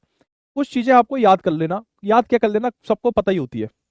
20% का मतलब क्या होता है, 20% का मतलब होता है 1/5। जैसे मैं आपसे कहूं 25% का मतलब क्या होता है, तो 25% का मतलब होता है 1/4। मैं आपसे पूछूं 100% का मतलब क्या होता है, तो आप कहोगे 1। 200% का मतलब क्या होता है, तो इसका मतलब होता है 2। किसी भी चीज का 2 गुना यानी 200%। कई बार व्यक्ति से कहा जाता है कि भाई, ऐसा होता है ना कि आपसे आपकी माताजी ने पूछा कि आज तो आपकी फेवरेट सब्जी बनी है, कितनी रोटी खाओगे, और आपने एक्साइटमेंट में कह दी कि मैं तो 200% खाऊंगा। एक्साइटमेंट में कह दी खाना खाएगा 200% खाऊंगा। ठीक है, मतलब आपने अपने ही मतलब आपने कंफर्मेशन, मतलब कि मैं निश्चित रूप से खाना खाऊंगा, इस बात को और मजबूती से कहने के लिए क्या कह दिया, 200% खाऊंगा। आपकी मदर अच्छी खासी मैथ की टीचर है मान लो, तो अब वो आपकी बात को बिल्कुल फॉलो कर रही है, तो 200% का मतलब है कि आपने ये कहा कि आप जितना खाना खाते हो उसका डबल खाओगे। उन्होंने डबल खाना रख दिया आपके सामने, अब आपको खाना पड़ेगा। तो 200% का मतलब क्या होता है, किसी भी चीज का डबल हो जाना। ठीक है, 300% मतलब ट्रिपल हो जाना। 20% का मतलब क्या होता है, 5 में से 1, 5 रुपए किलो कोई चीज है, 200 ग्राम लानी है, कितने की आएगी, 1 रुपए की आएगी। ठीक है, ऐसे। तो 20% का मतलब क्या हो गया, 1/5 हो गया। तो वह कह रहा है कि स्कूल की जनसंख्या, क्लास की जनसंख्या 20% बढ़कर 66 हो गई। तो जो क्वेश्चन में दिया गया है 66, उसे लिख लो बट्टे में। बट्टे में चूंकि जनसंख्या बढ़ गई, क्या कह रहा है, बच्चों की जनसंख्या बढ़ गई। बढ़ गई मतलब नीचे वाली संख्या में ऊपर वाली संख्या को जोड़कर भाग लगा दो। नीचे वाली संख्या में ऊपर वाली संख्या जोड़कर भाग लगा दो। 5 में 1 जोड़ा 6, 6 से भाग लगा दो 66 में, और गुणा कर दो किससे, जो पूछ रहा है। क्या पूछ रहा है, प्रारंभिक संख्या पूछ रहा है। तो प्रारंभिक संख्या क्या है, नीचे वाली संख्या, उसी में तो जोड़ा है ऊपर वाली संख्या, उससे गुणा कर दो। 6 से 66 कटेगा 11 बार, 11 में 5 से गुणा करेंगे तो 55। यही सवाल का बेटा आंसर है। यही क्या हो जाएगा, क्वेश्चन का आंसर हो जाएगा। आप सीधे सीधे सवाल को एक लाइन में भी आंसर कर सकते हो। तो ये जो तरीका है इससे आप बच जाओगे। सीधे 66/6 गुणा 5, 55 आपके सवाल का उत्तर आ जाएगा। ठीक है, आज बेटा आज ये पूरा कर देंगे हम चैप्टर। ठीक है, आज ये चैप्टर पूरा कर देंगे। अच्छा एक चीज समझो, अच्छा एक क्वेश्चन और लेते हैं इसी तरह का, वो आप मुझे सॉल्व करके बताना। डेटा में चेंज करता हूं उसका। एक क्वेश्चन मैं आपको दे रहा हूं इसी तरह का, डेटा आपको मैं चेंज करके दे रहा हूं। क्वेश्चन ये कहता है कि एक कक्षा में छात्रों की संख्या 40% बढ़कर 40% बढ़कर 490 हो जाती है, तो प्रारंभिक संख्या कितनी थी। ठीक है, या 20% की जगह 40% और 66 की जगह है 490। अब बताइए इस सवाल का उत्तर क्या होगा। एक क्लास में छात्रों की संख्या 40% बढ़कर 490 हो जाती है, तो प्रारंभिक संख्या कितनी थी। अगर यह सवाल पेपर में आ गया तो कैसे जवाब दोगे। नहीं बेटा, 6 को 5 में नहीं जोड़ा आपने, हमने क्या किया, 5 में 1 जोड़ा, मतलब नीचे वाली संख्या में ऊपर वाली संख्या जोड़कर भाग लगा दिया। नीचे वाली संख्या में 20% का मतलब क्या होता है, 1/5, तो 5 में 1 जोड़कर भाग लगा दिया 66 में, 66/6 और गुणा 5। ठीक है, 5 मतलब नीचे वाली संख्या, तो 6 से 66 कटा 11 बार, 11 पंजे 55, यही सवाल का उत्तर आ गया। ठीक है, ऐसे ही ये क्वेश्चन है। एक क्लास में छात्रों की संख्या 40% बढ़कर 490 हो जाती है, तो प्रारंभिक संख्या कितनी थी, ये आपको बताना है। ठीक है, प्रारंभिक संख्या कितनी थी ये आपको बताना है।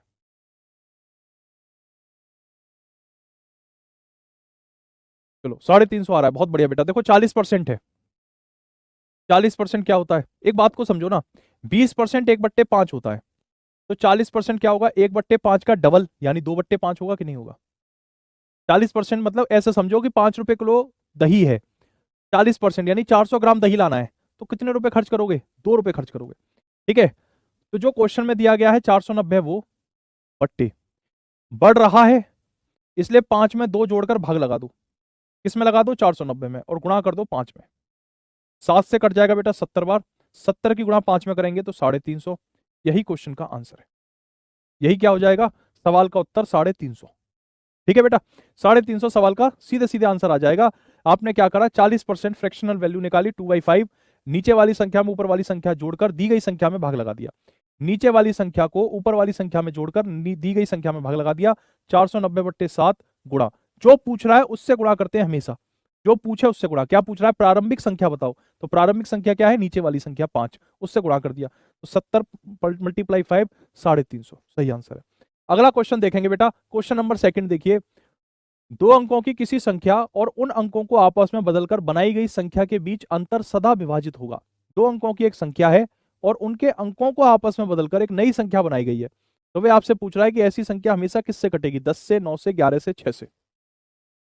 सर बेसिक से बताए बेटा, बेसिक से मैंने बताया तो था, यहाँ पे ये रहा, बेसिक से करोगे तो बेसिक से तो फिर ऐसे ही होगा, x + 40x/100 डिवाइड बाई 490, ये हो जाएगा 140x/100 बराबर 490, तो x बराबर हो जाएगा 490 × 100 डिवाइड बाई 140, 0 से 0 कट गया, 7 से 14 कटेगा 2 बार, 7 से 49 कटेगा 7 बार, 2 से 100 कटेगा 50 बार, 7 की गुणा 50 में करोगे तो कितना आ जाएगा, 350।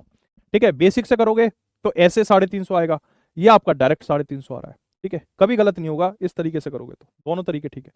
2 अंकों की बेटा देखो, एक बात याद रखना, ये एक थ्योरम है, हिंदी में इसे प्रमेय कहते हैं, याद रखना हमेशा, ये एक प्रमेय है, ये प्रमेय पर आधारित सवाल है। प्रमेय मतलब होती है ऐसे गणितीय स्टेटमेंट जिनको सिद्ध किया जा सकता है। जैसे एक कोई नंबर है 97, ठीक है, वह कह रहा है इनके अंकों को बदल दो, मतलब 9 7 को लिख दो 7 9, उल्टा कर दो, जहां 7 है, 7 है इकाई के स्थान पे, उसे दहाई के स्थान पे कर दो, 9 दहाई के स्थान पर है, उसे इकाई के स्थान पे कर दो। फिर कह रहा है अंतर निकालो, तो 18 अंतर आ जाएगा, 17 में से 9 गया 8, 8 में से 7 गया 1। एक और उदाहरण ले लो, जैसे कोई नंबर 85 है, अंक बदल दो, जहां 8 है वहां कर दो 5, जहां 5 है वहां कर दो 8, दोनों को घटा दो, 15 में से 8 गया 7, 7 में से 5 गया 2, 27 आ गया।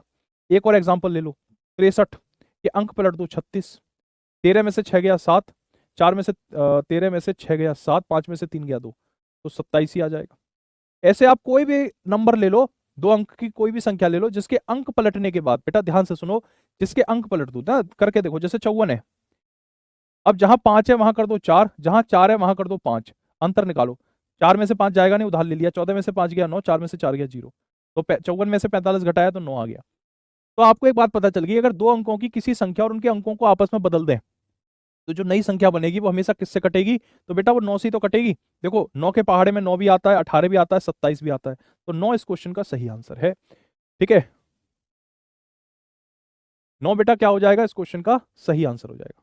2/5 कैसे हुआ, 2/5 बेटा देखो, 1/5 क्या होता है, 20%। चलो एक बात समझो ना, 2/5 कैसे हुआ एक बार समझ लो, कोई दिक्कत नहीं है। 40% का मतलब क्या होता है, 40 का मतलब होता है 40%, का मतलब होता है कि नीचे 100। परसेंट गणित में एक चिन्ह होता है, परसेंट का मतलब क्या होता है, गणित में एक चिन्ह, जिसका मतलब होता है बट्टे में 100 कर दो, बट्टे में 100 कर दो, 0 से 0 कट गया, 2 का भाग 4 में लगाया 2, 2 का भाग 10 में लगाया 5, तो 40% ऐसे 2/5 हो जाता है। ठीक है, अगला सवाल देखें बेटा, यदि एक संख्या का 6/7 का 1/3 28 के बराबर है तो वह संख्या क्या होगी। इसके बाद लासापा मासापा, लासापा मासापा कराऊंगा, हालांकि वो नंबर सिस्टम का एक पार्ट है। ठीक है, यदि एक संख्या का 6/7 का 1/3 28 के बराबर है तो वह संख्या क्या होगी। जल्दी से क्वेश्चन नंबर 3 का आंसर बताएंगे सभी साथी। ठीक है, देखो बेटा ध्यान से समझना, एक संख्या यानी कि x का गणित के अंदर कहीं भी का की के दिखाई दे जाए, का की के, समझ लो गुणा करना है। ठीक है, का की के का मतलब होता है गुणा, का मतलब गुणा, 6 का मतलब 6, बट्टा का मतलब बट्टा, 7 का मतलब 7 का आ गया, फिर से गुणा, 1 का मतलब 1, तिहाई का मतलब होता है बट्टे में 3, ठीक है, 1 तिहाई मतलब 1/3, 2 तिहाई यानी 2/3, 7 तिहाई मतलब 7/3, 50 तिहाई यानी 50/3। तिहाई का मतलब क्या होता है, बट्टे में 3, तिहाई, चौथाई, 1/4 यानी 1/4, ठीक है। आपने सुना होगा 2/4 यानी 2/4, 3/4 3/4 ऐसे। तो ये किसके बराबर है, ये पूरा 28 के बराबर है। देखो बेटा x जैसा है वैसे ही रहेगा, 28 जैसा है वैसे ही रहेगा।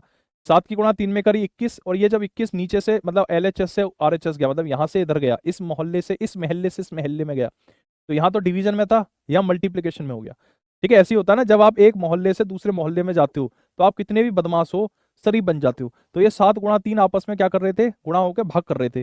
जब ये जैसे इस मोहल्ले से इस मोहल्ले में गए, तुरंत अच्छे बच्चे बन गए, इन्होंने तुरंत गुणा कर दी। 28 गुणा 21, 6 गुणा 1 6, 6 का 6 जब इधर से उधर गया तो डिवाइड में हो गया। 3 से 6 कटेगा 2 बार, 3 से 21 कटेगा 7 बार, 2 से 28 कटेगा 14 बार, 14 सत्ते कितने होते हैं साथियों, 98 होते हैं। यही क्वेश्चन का आंसर है, ऑप्शन डी 98। यही आ रहा है आपका कि नहीं आ रहा है बेटा, ये प्रीवियस ईयर भी क्वेश्चन है, प्रीवियस ईयर क्वेश्चन करवा दो।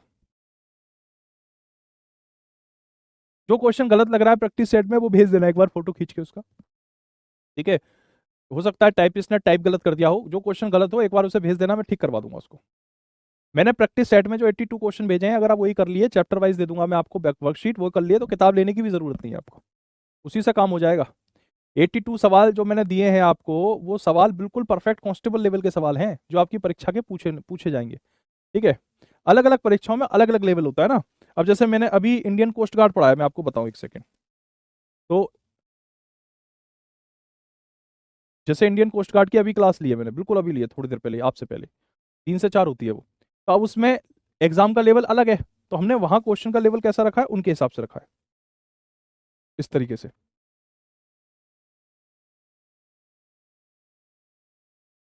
तो PDF नहीं है क्या, ठीक है। वहां पर क्वेश्चन के लेवल देखो आपको ऐसे मिलेंगे, आपकी में सादा थे, वहां ऐसे 2 की घात 305 में 303 जोड़ के 9 से भाग लगाएं तब क्या होगा। तो अलग अलग क्लास में अलग अलग लेवल होता है, आपकी परीक्षा का जो लेवल है मैं उस हिसाब से चल रहा हूँ, तो चिंता मत करो। अभी जैसे क्वेश्चन करा रहा हूँ इसी टाइप के आएंगे। अब देखो ये क्वेश्चन है बेटा, ठीक है, ये बढ़िया क्वेश्चन है, और ये आया हुआ क्वेश्चन है विगत परीक्षा का, ठीक है। यूपी कांस्टेबल की परीक्षा में ये सवाल पूछा गया था, यूपी कांस्टेबल, वहां से मैंने क्वेश्चन लिया है। ये क्वेश्चन आपकी झारखंड की परीक्षा में भी पूछा जा सकता है।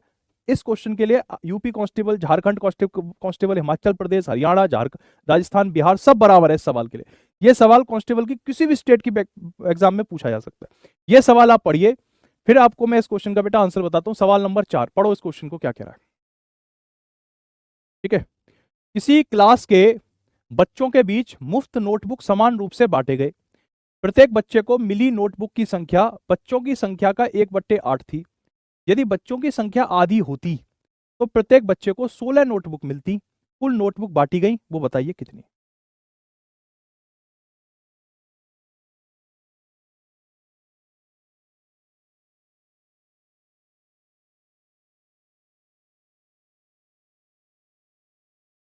ठीक है,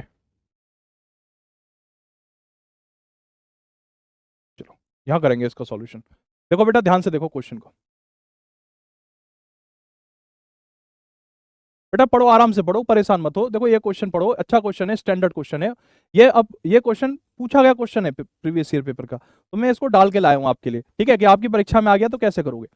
किसी कक्षा के, देखो एक चीज मैं आपको बताऊं, गणित एक नजरिया है, मतलब सवाल को देखने का एक नजरिया होना चाहिए आपको, है ना। देखो क्या कह रहा है, किसी कक्षा के बच्चों के बीच मुफ्त नोटबुक समान रूप से बांटे गए, प्रत्येक बच्चे को मिली नोटबुक की संख्या बच्चों की संख्या का 1/8 थी।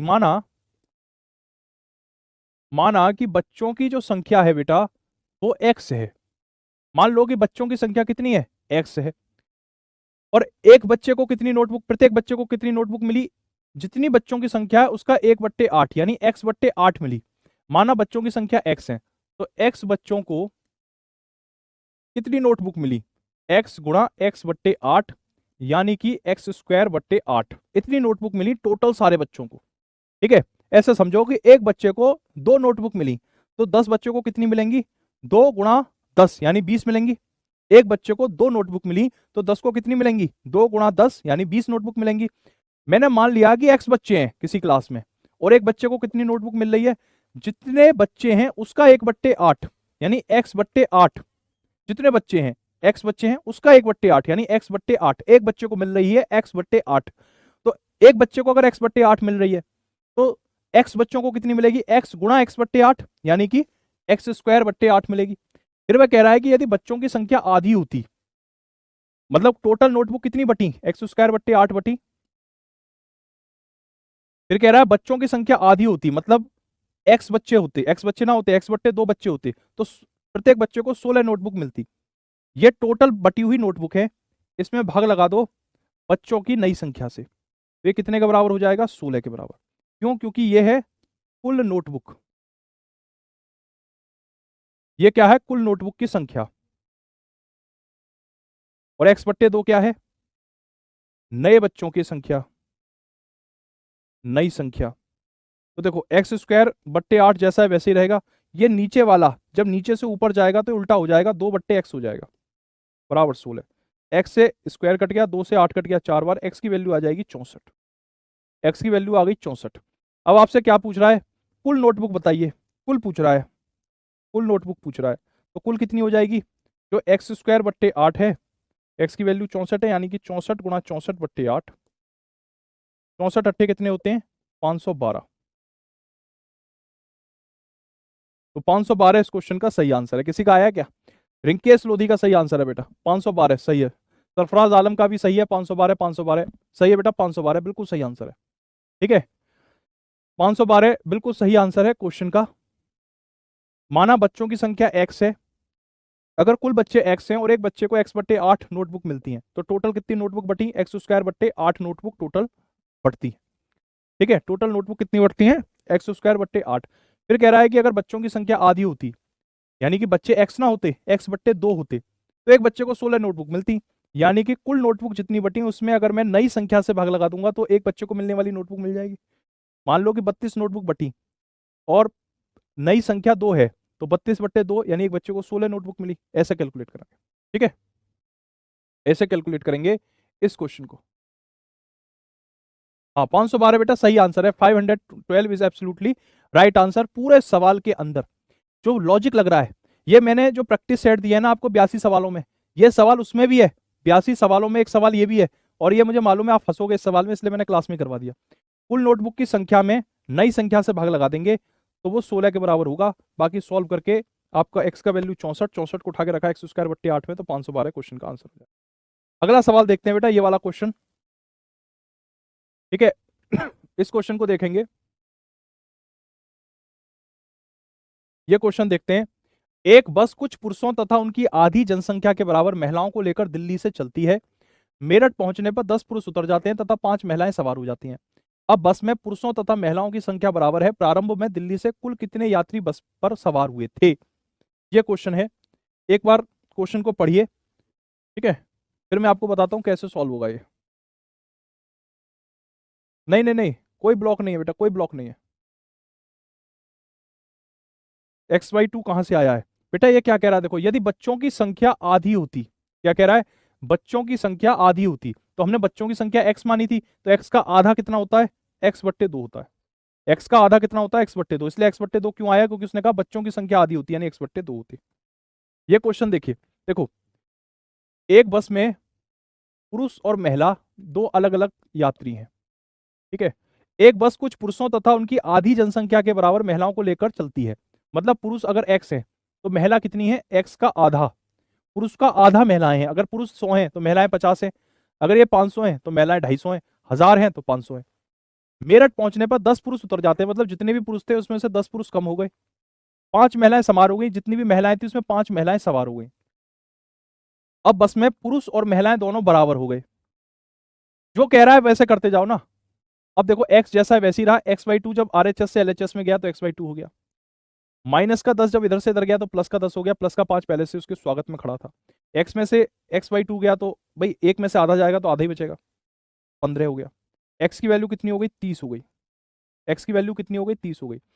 अगर x की वैल्यू 30 है तो वो शुरुआत में क्या कह रहा था कि पुरुष जो हैं वो x है यानी कि 30 है, तो महिलाएं कितनी है, x का आधा यानी कि 15, टोटल पुरुष महिला कितने हैं? 45। 30 + 15 45।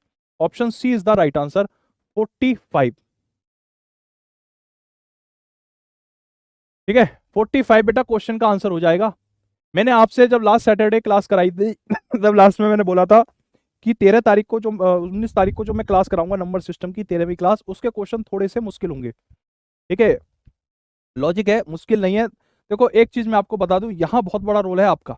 अगर यहाँ आपने अपनी हिम्मत हार ली कि भाई हम नहीं कर पाएंगे, ठीक है बेटा, ये एक्स मान के ही बढ़िया तरीके से सॉल्व होगा, इसलिए एक्स मानते हैं। ये कोई वैसा वाला नहीं है ना, ट्रिक नहीं लगेगी इसमें, हर सवाल में ट्रिक नहीं लगती है। ठीक है, अगर हम इसमें ट्रिक लगाने लग जाएंगे तो मामला गड़बड़ हो जाएगा, फंस जाओगे आप। ट्रिक मत लगवाओ इसमें।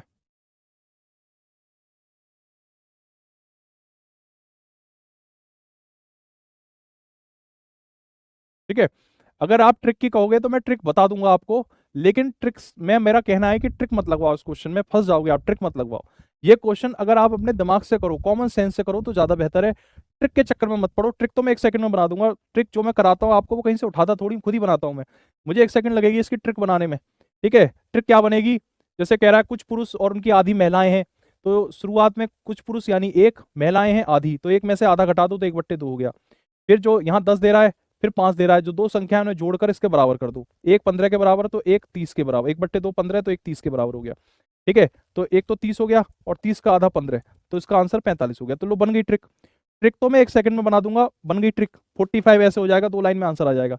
लेकिन ये धोखा देने वाली बात है, आप खुश कर हो जाओगे, मेरी तारीफ भी करोगे, लेकिन मेरा काम अपनी तारीफ करवाना नहीं है। मैं ट्रिक आपको वहां बताऊंगा जहां पर मेरी बताई हुई ट्रिक हर सवाल में लगेगी। ठीक है, वहां मैं ट्रिक बताऊंगा। यहां जो मैं ट्रिक बता रहा हूं, ये ट्रिक केवल इसी सवाल में लगेगी और कहीं नहीं लगेगी। ये ट्रिक नहीं है, ये धोखा है। इसलिए ट्रिक के चक्कर में मत पड़ो। जहां जरूरत होगी ट्रिक की मैं अपने आप ही बता दूंगा। ये क्वेश्चन तुम एक्स से करो तो ज्यादा बेटर है। ठीक है, पुरुष मान लो एक्स, महिला मान लो x/2। फिर कह रहा है 10 महिलाएं निकल गई। भाई खुद ही कह रहा है वो कि जितने पुरुष हैं उससे आधी महिलाएं हैं। अगर एक्स पुरुष हैं तो महिलाएं x/2 हो गई। कोई इसमें कोई दिमाग लगाना ही नहीं है मेरे भाई, इसमें कोई दिमाग लगाना ही नहीं है। पुरुष है एक्स तो महिलाएं कितनी हो गई? एक्स का आधा। फिर कह रहा है 10 पुरुष चले गए, 5 महिलाएं आ गई, तो दोनों बराबर हो गए। अब ये x जैसा था वैसे ही रहा, x/2 इधर आ गया, -10 इधर से इधर गया तो प्लस का 10 हो गया, प्लस का 5 हो गया। x में से आधा गया, x में से x/2 गया तो x/2 बराबर हो गया 15 के। तो x बराबर हो गया 2 × 15 30 के। यानी कि पुरुष कितने हैं? 30 है। तो महिलाएं कितनी होंगी? महिलाएं कितनी होंगी? x महिलाएं हैं x/2, 30 का आधा 15, तो टोटल कितने हो गए? 45। ऐसे इस क्वेश्चन का आंसर 45 हो जाएगा। ठीक है, अगला सवाल देखिए। कुछ संतरे, ये देखो बेटा, कुछ संतरे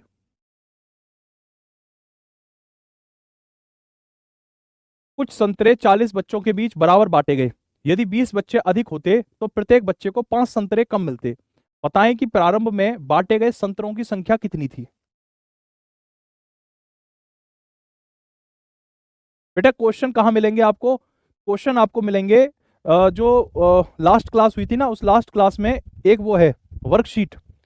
वर्कशीट क्या कह रहे थे वो? 2 चीजें मिलती हैं लास्ट क्लास में। एक तो मैं जो पढ़ा रहा हूँ बोर्ड पीडीएफ वो मिलेगी, और एक और मिलेगा तुम्हें साथ में पीडीएफ अटैच, जिसमें हैंड रिटन नोट्स होंगे। उन हैंड रिटन नोट्स के लास्ट में वर्कशीट ऐड हो गई है। ठीक है, यहाँ आरडब्ल्यूए का रूल है कि किसी भी टॉपिक की आखिरी क्लास में वर्कशीट दी जाती है हैंड रिटन नोट्स के साथ। तो जैसी पॉलिसी है उस हिसाब से हैंड रिटन नोट्स के साथ वो पीडीएफ अटैच होकर आपको दे दी गई है। वो जिन्होंने अटैच करी है वो सर, उन सर को ये लग रहा था कि मेरी ये आखिरी क्लास है, सैटरडे को मेरी आखिरी क्लास उनको लग रही थी, इस वजह से उन्होंने उसी क्लास में अटैच कर दिया। ठीक है, लेकिन मैं अगर कहता उनसे तो वो आगे कर देते, लेकिन आपके मैसेजेस लगातार आ रहे थे सर वर्कशीट करवाओ, तो फिर मैंने उसी दिन करवा दिया। ये वाला क्वेश्चन देखो। कुछ संतरे 40 बच्चों के बीच बराबर बांटे गए। यदि 20 बच्चे अधिक होते तो प्रत्येक बच्चे को 5 संतरे कम मिलते। बताइए कि प्रारंभ में बांटे गए संतरों की कुल संख्या कितनी थी? शुरुआत में संतरे कितने बांटे गए, ये सवाल कह रहा है आपसे। ठीक है,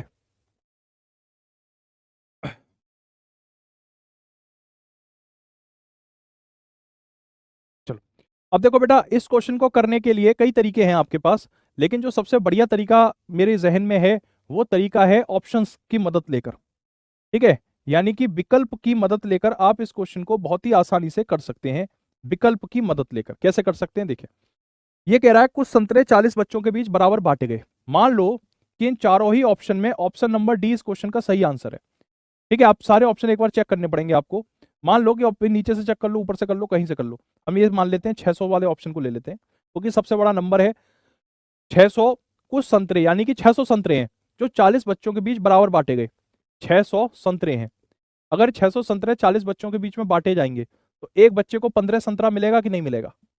अगर टोटल 600 संतरे हैं, 600 संतरे हैं और हर बच्चे को कितने हैं, 600 टोटल संतरे हैं और 40 बच्चों में बांटे गए तो एक बच्चे को कितने संतरे मिले? 600 बट्टे 40। ऐसे समझो तुम्हारे घर में 20 क्या मंगाऊं पेटीज आई, 20 पेटीज आई और तुम्हारे घर में खाने वाले हैं 5, तो एक के हिस्से में कितनी आई? बराबर हिस्सों में बंटनी है, तो 20 बट्टे 5 यानी एक व्यक्ति के हिस्से में 4 पेटीज आएंगी। ठीक है, तुम्हारे घर में 4 भाई बहन है, 8 रोटी बनी, तो एक बच्चे के हिस्से में कितनी आएंगी? 8 बट्टे 4 यानी 2 रोटी आएंगी। तो 600 संतरे थे, 40 बच्चों में बटे तो 15 हो गए। फिर वो कह रहा है 20 बच्चे और आ गए, यानी कि संतरे तो 600 के 600 रहे, 40 में 20 बच्चे और जुड़ गए यानी कि अब 60 बच्चे हो गए। तो एक बच्चे को कितना संतरे मिलने लगा? 10 बच्चे, एक बच्चे को 10 संतरे मिलने लगे। पहले एक बच्चे को 15 मिल रहे थे, अब एक बच्चे को 10 मिल रहे हैं, यानी कि अब कितने कम हो गए? अब एक बच्चे के 5 संतरे कम हो गए। ठीक है, वही यही कह रहा है कि एक बच्चे को 5 संतरे कम मिलते हैं, यानी कि कंडीशन जितनी भी सवाल में दी गई है सब सेटिस्फाई हो रही है। ऑप्शन नंबर डी 600 क्या हो गया? सवाल का सही उत्तर हो गया। 600 सवाल का बेटा सही उत्तर हो गया। आपको आगे सवाल सॉल्व करने की जरूरत ही नहीं है, सिर्फ और सिर्फ दिमाग का इस्तेमाल करके आप इस क्वेश्चन को कर लेंगे।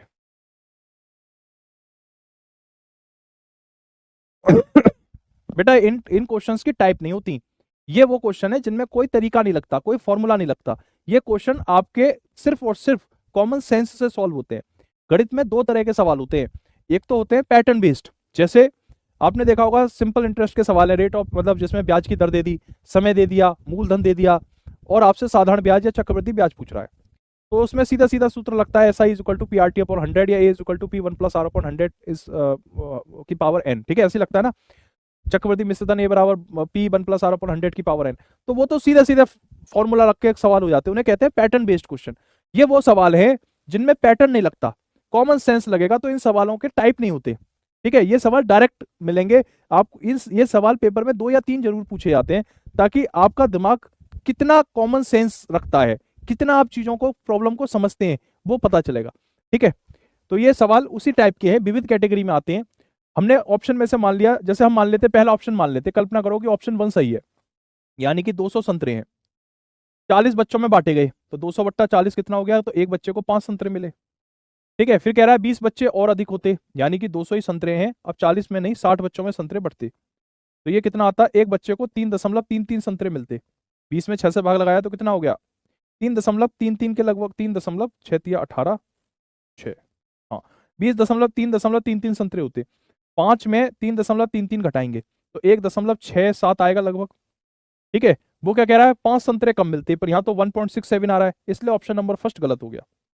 हमें क्या करना है, हमारा जो डिफरेंस है जीरो, वो कितना आना चाहिए? वो 5 आना चाहिए। तो वो 5 कैसे आएगा? 40 और 60 पे आएगा, तो 600 जो है बिल्कुल सही डेटा है। ये क्वेश्चन है, निम्न में से कौन सी संख्या एक अपरिमेय संख्या है?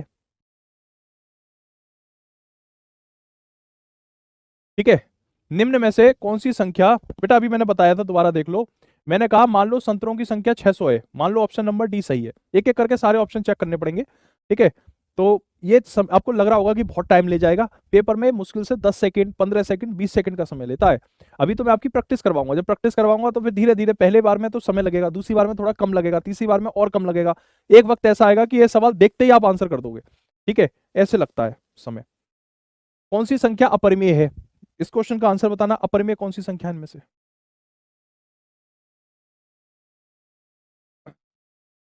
चलो, कुछ बच्चे कह रहे हैं एक्स मानकर बताओ।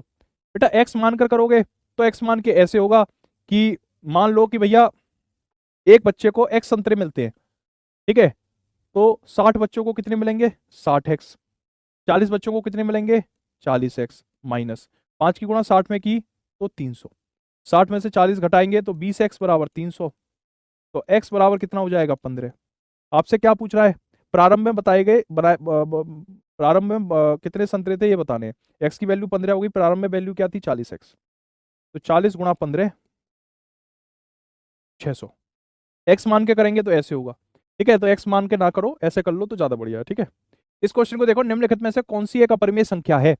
साथियों एक बात समझना, अपरिमेय संख्या कैसे निकालते हैं, देखो अंडर रूट 12 को मैं लिख सकता हूं 4 गुणा 3, और अंडर रूट 3 जैसा है वैसे ही रहेगा। एक फॉर्मूला होता है under root M minus N का, अंडर रूट एम गुणा under root N. Under root M गुणा एन क्या होता है? अंडर रूट एम गुणा अंडर रूट एन होता है। तो ये अंडर रूट 4 गुणा 3 है, इसको मैं लिख सकता हूं अंडर रूट 4 गुणा अंडर रूट 3, और नीचे अंडर रूट 3 है ही, ये दोनों कट गए। अंडर रूट 4 का मान कितना होता है? 2 होता है। ऐसे ये है अंडर रूट 4 बट्टे अंडर रूट 5। अंडर रूट 4 का मतलब होता है 2, अंडर रूट 5 का मतलब होता है 2 बट्टे 5। अंडर रूट 20 का मतलब होता है बेटा अंडर रूट 4 गुणा 5, 20 का मतलब 4 गुणा 5, अंडर रूट 4 का मतलब होता है 2।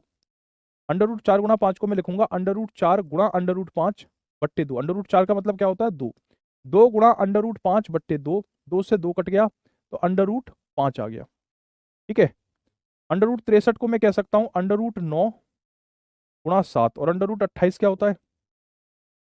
4 गुणा 7। 9 जब अंडर रूट से बाहर आया तो ये हो गया 3 गुणा अंडर रूट 7। 4 जब बाहर आया तो ये हो गया 2 गुणा अंडर रूट 7, ये कट गए, ये हो गया 3 बट्टे 2। तो आप ध्यान से देखिए, ये चारों ही जो पद हैं इनमें ऑप्शन नंबर सी ऐसा है जिसकी वैल्यू क्या है? Under root 5। मैंने आपको बताया था, पहली क्लास में बताया था कि अपरिमेय संख्याएं कौन कौन सी होती हैं। इसमें मैंने आपको बताया था पाई होती है, ई होती है, फाई होती है, अंडर रूट 2 होती है, अंडर रूट 3 होती है, अंडर रूट 5 होती है, अंडर रूट 7 होती है। तो सारे जितने भी ऑप्शन हैं इनमें जो तीसरा ऑप्शन है वो अंडर रूट 5 है, जो कि एक अपरिमेय संख्या है। 2 एक परमेय है, 2 बट्टे 5 एक परमेय है, 3 बट्टे 2 एक परमेय है। ऑप्शन सी क्वेश्चन का सही आंसर होगा। अंडर रूट 25 बट्टे 4 आंसर होगा, नहीं बेटा, सी आंसर होगा, सी। सर 7 का डी, नहीं डी भी नहीं होगा बेटा, सॉल्व करके देखना पड़ता है इन सवालों को। 63 मतलब क्या होता है? 9 गुणा 7, 9 सत्ते 63। 28 मतलब क्या होता है? 4 गुणा 7। जब 9 वर्गमूल से बाहर आएगा तो 3 हो जाएगा, अंडर रूट 7 रह गया। जब 4 वर्गमूल से बाहर आएगा तो 2, अंडर रूट 7, अंडर रूट 7 से अंडर रूट 7 कट गया, 3 बट्टे 2। ऑप्शन डी जो है वो क्या है? परिमेय संख्या है, अपरिमेय संख्या नहीं है। अगला क्वेश्चन देखेंगे, 11 से विभाजित होने वाली सबसे छोटी 4 अंकों वाली संख्या के अंकों का योग और 13 से विभाजित होने वाली सबसे छोटी 4 अंकों वाली संख्या के योगों का अंकों के योग का गुणनफल ज्ञात करो। ये इंपॉर्टेंट क्वेश्चन है, ये इंपॉर्टेंट बहुत ही महत्वपूर्ण सवाल है। ठीक है, महत्वपूर्ण सवाल है बेटा, इसको ध्यान से देखना। अच्छा क्वेश्चन है, महत्वपूर्ण सवाल है। देखो, 11 से विभाजित होने वाली सबसे छोटी 4 अंक वाली संख्या पूछ रहा है। देखो मैं इसके लिए आपको एक छोटी सी बात बताऊं, शायद आप भूल गए होंगे, अब तक तो आपका आंसर आ जाता अगर आपको वो चीज याद होती तो। मैंने जब विभाजकता के नियम पढ़ाए थे तब आपको लास्ट में बताया था कि 7, 11 और 13 की अगर आपस में गुणा करें तो 1001 आता है। 7, 11, 13 की आपस में गुणा करें तो 1001 आता है। ठीक है, तो मैं ये कह सकता हूं 7, 11, 13 से विभाजित होने वाली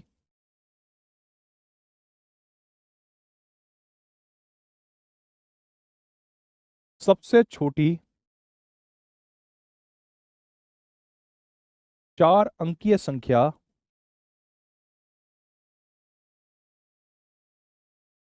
1001 होगी।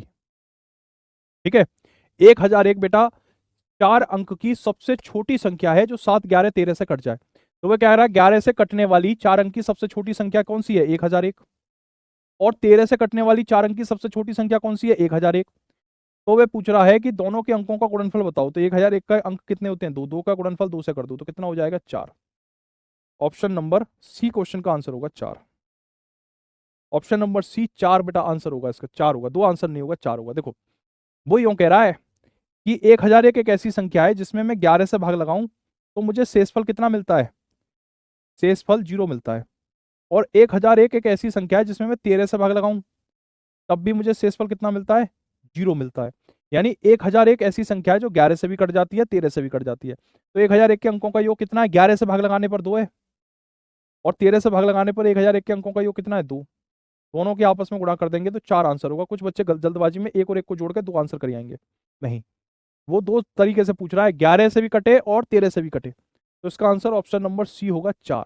ठीक है, देखो बेटा अगर आप लोग सच में सिलेक्शन चाहते हो, ठीक है, और आप लोग थोड़ी सी भी, जरा सी भी मेरी कही हुई बात पर विश्वास करते हो, इस रेस्पेक्ट करते हो, तो मेरी एक बात मान लेना कि जो चीज समझ में नहीं आई उसको छोड़ना मत, वीडियो को रिपीट करके एक बार देखना, क्योंकि मैं इतना स्लो और इतने धीरे पढ़ा रहा हूं।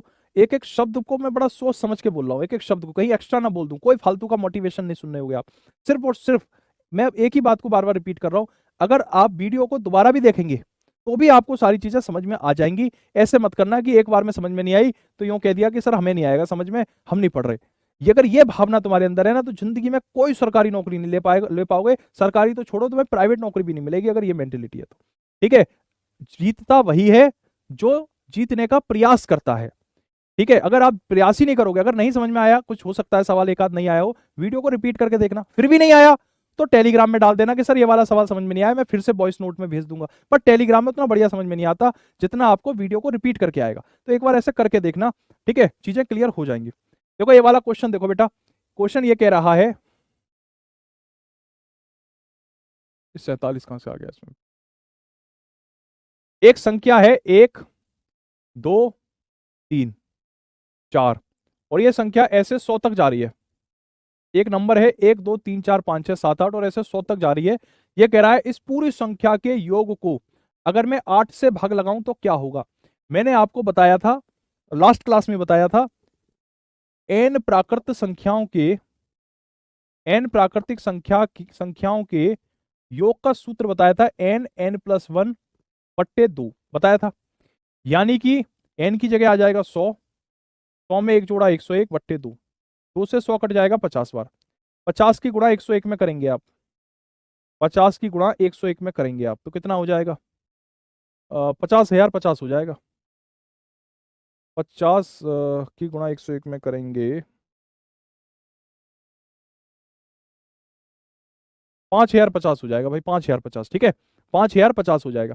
तो ये कह रहा है कि 5,050 में 8 से भाग लगाएं तो शेषफल कितना आता है। तो लगाओ भाई, 5,050 में 8 से भाग लगाओ, 8 छिक्के 48, 50 में से 48 गया 2, ऊपर से 5 उतार लिया, 8 दिया 24, 25 में से 24 गया 1, ऊपर से 0 उतार लिया, 8 एकम 8, तो कितना बचता है साथियों, आप कहोगे गुरुजी 2 बचता है। यही सवाल का उत्तर है, 2 बचता है। ठीक है, तो डायरेक्ट क्वेश्चन नहीं पूछेगा वो आपसे कि भाई 1 से लेकर तक संख्याओं का योग बता दो, या ये पूछे वो पूछे। क्वेश्चन नंबर 8 दोबारा बता दो बेटा, 7 11 13 से विभाजित होने वाली सबसे छोटी 4 अंकीय संख्या 1001 होती है। 1001 से पहले 1000 होती है। 1000 ना तो 7 से कटेगा, ना 11 से कटेगा, ना 13 से कटेगा। तो 1000 के बाद कौन सी संख्या आती है, 1001 आती है। वो 7 से भी कट जाएगा, 11 से भी कट जाएगा, 13 से भी कट जाएगा। तो 1001 सबसे छोटी संख्या है जो 7 11 13 तीनों से कट जाती है। बस इतनी छोटी सी बात है, कोई इसमें दिमाग लगाना ही नहीं है। ठीक है, कॉमन सेंस वाली बात है, बिल्कुल कॉमन सेंस, कोई इसमें दिमाग नहीं लगाना।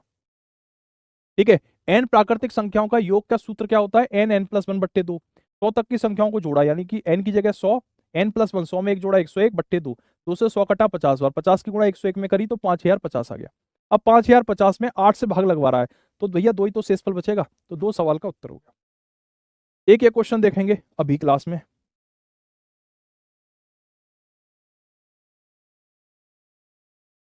ठीक है, ये वाला क्वेश्चन देखो, 300 विद्यार्थियों की एक क्लास में 150 विद्यार्थी विज्ञान पढ़ते। बेटा कॉमन सेंस है, कोई सूत्र नहीं लगेगा इस सवाल में, कोई फॉर्मूला नहीं लगेगा, कोई ट्रिक नहीं लगेगी, ना कोई फॉर्मूला लगेगा ना कोई ट्रिक लगेगी, सिर्फ और सिर्फ तुम्हारा दिमाग लगेगा इस सवाल में और कुछ नहीं लगेगा। तो मैं चाहता हूं आप अपना दिमाग लगाओ।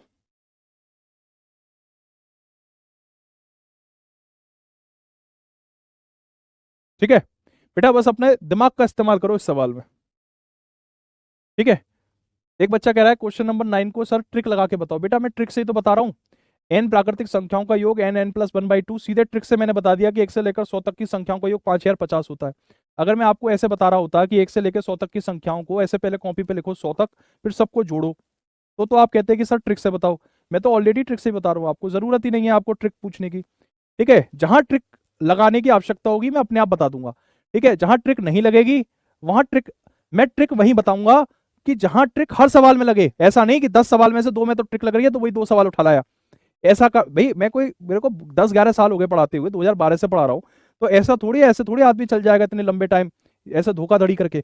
जहां ट्रिक लगेगी और वो ट्रिक हर सवाल में लगेगी वही ट्रिक बताऊंगा।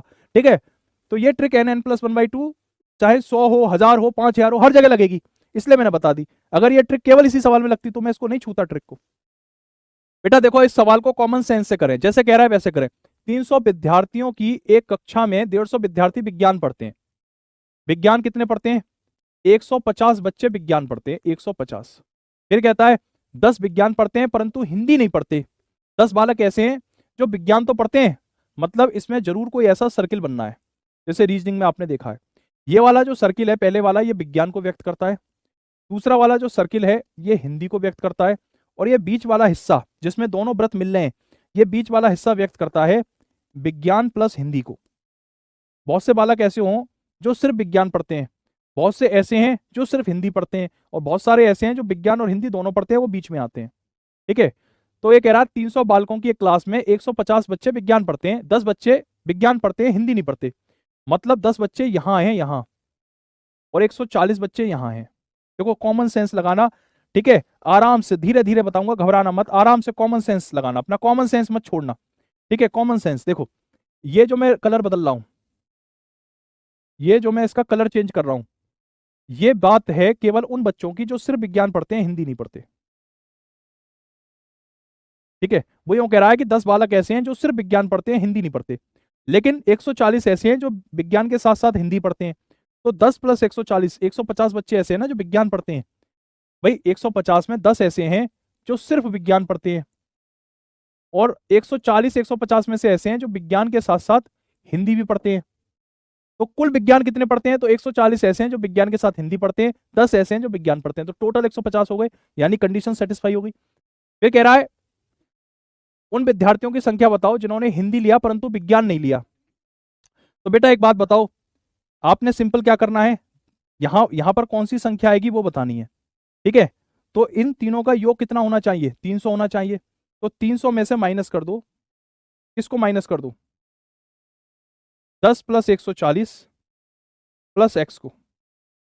ठीक है, बराबर 0। 300 माइनस 150 माइनस एक्स बराबर 0। एक्स की वैल्यू कितनी हो गई? 150। यानी 150 बालक ऐसे हैं, 150 बालक ऐसे हैं जो सिर्फ हिंदी पढ़ते हैं, वो विज्ञान नहीं पढ़ते। अगर मैं पूछता कि ऐसे कितने बालक हैं जो हिंदी पढ़ते हैं, तो आप कहते हैं 150 प्लस 140, 290 बालक ऐसे हैं जो विज्ञान और हिंदी दोनों पढ़ते हैं, तब इस क्वेश्चन का आंसर 290 हो जाता। लेकिन वो पूछ रहा है ऐसे बालकों की संख्या बताओ जिन्होंने हिंदी लिया परंतु विज्ञान नहीं लिया, मतलब हिंदी पढ़ते हैं विज्ञान नहीं पढ़ते, वो 150 है। जो विज्ञान और हिंदी दोनों पढ़ते हैं वो 140 प्लस 150 290 है। ठीक है, हाँ 10 का आंसर सी होगा। अच्छा इसके तो सारे सबने आंसर बता दिया, तुम्हारी रीजनिंग स्ट्रॉन्ग है क्या? ठीक है, तो चलो आज मैंने कम सवाल कराए जानबूझ के, इसीलिए ताकि मैं हर क्वेश्चन को समय दे पाऊं और आराम से सारी चीजें बता पाऊं। मैंने अपनी तरफ से पूरी कोशिश करी है आपको अच्छे से समझाने की। ठीक है, एक ही बात को कई बार रिपीट भी कराए, फिर भी हो सकता है आप में से कुछ बच्चों को समझ में ना आया हो, क्योंकि पहली बार आप में से ऐसे हैं जो फर्स्ट टाइम पढ़ रहे हैं, ग्रेजुएशन करके पहली बार कॉम्पिटिटिव एग्जाम की तैयारी कर रहे हैं। हालांकि उन्हीं को सोचते हुए मैं पढ़ा भी रहा हूँ। तो ऐसे विद्यार्थी एक बार इस वीडियो को रिपीट करके जरूर देख लेना। और दूसरी बात, फिर भी डाउट रहे तो टेलीग्राम में मैं हूँ, मैं आपको वहां आंसर कर दूंगा। ठीक है, और डाउट रहेगा नहीं, थोड़ा सा शांत चित्त करके, मन को शांत करके दोबारा से वीडियो को देखना तो आ जाएगा क्लियर। कोई बहुत मुश्किल नहीं था, ये वो क्वेश्चन है जो प्रीवियस ईयर पेपर में पूछे गए हैं अलग अलग राज्यों में। ठीक है, तो ये वो सवाल थे नंबर सिस्टम के जो मैंने करवाए। कल मैं आपको लासापा मासापा करवाऊंगा। इस सेशन में इतना। Thank you very much, all the best.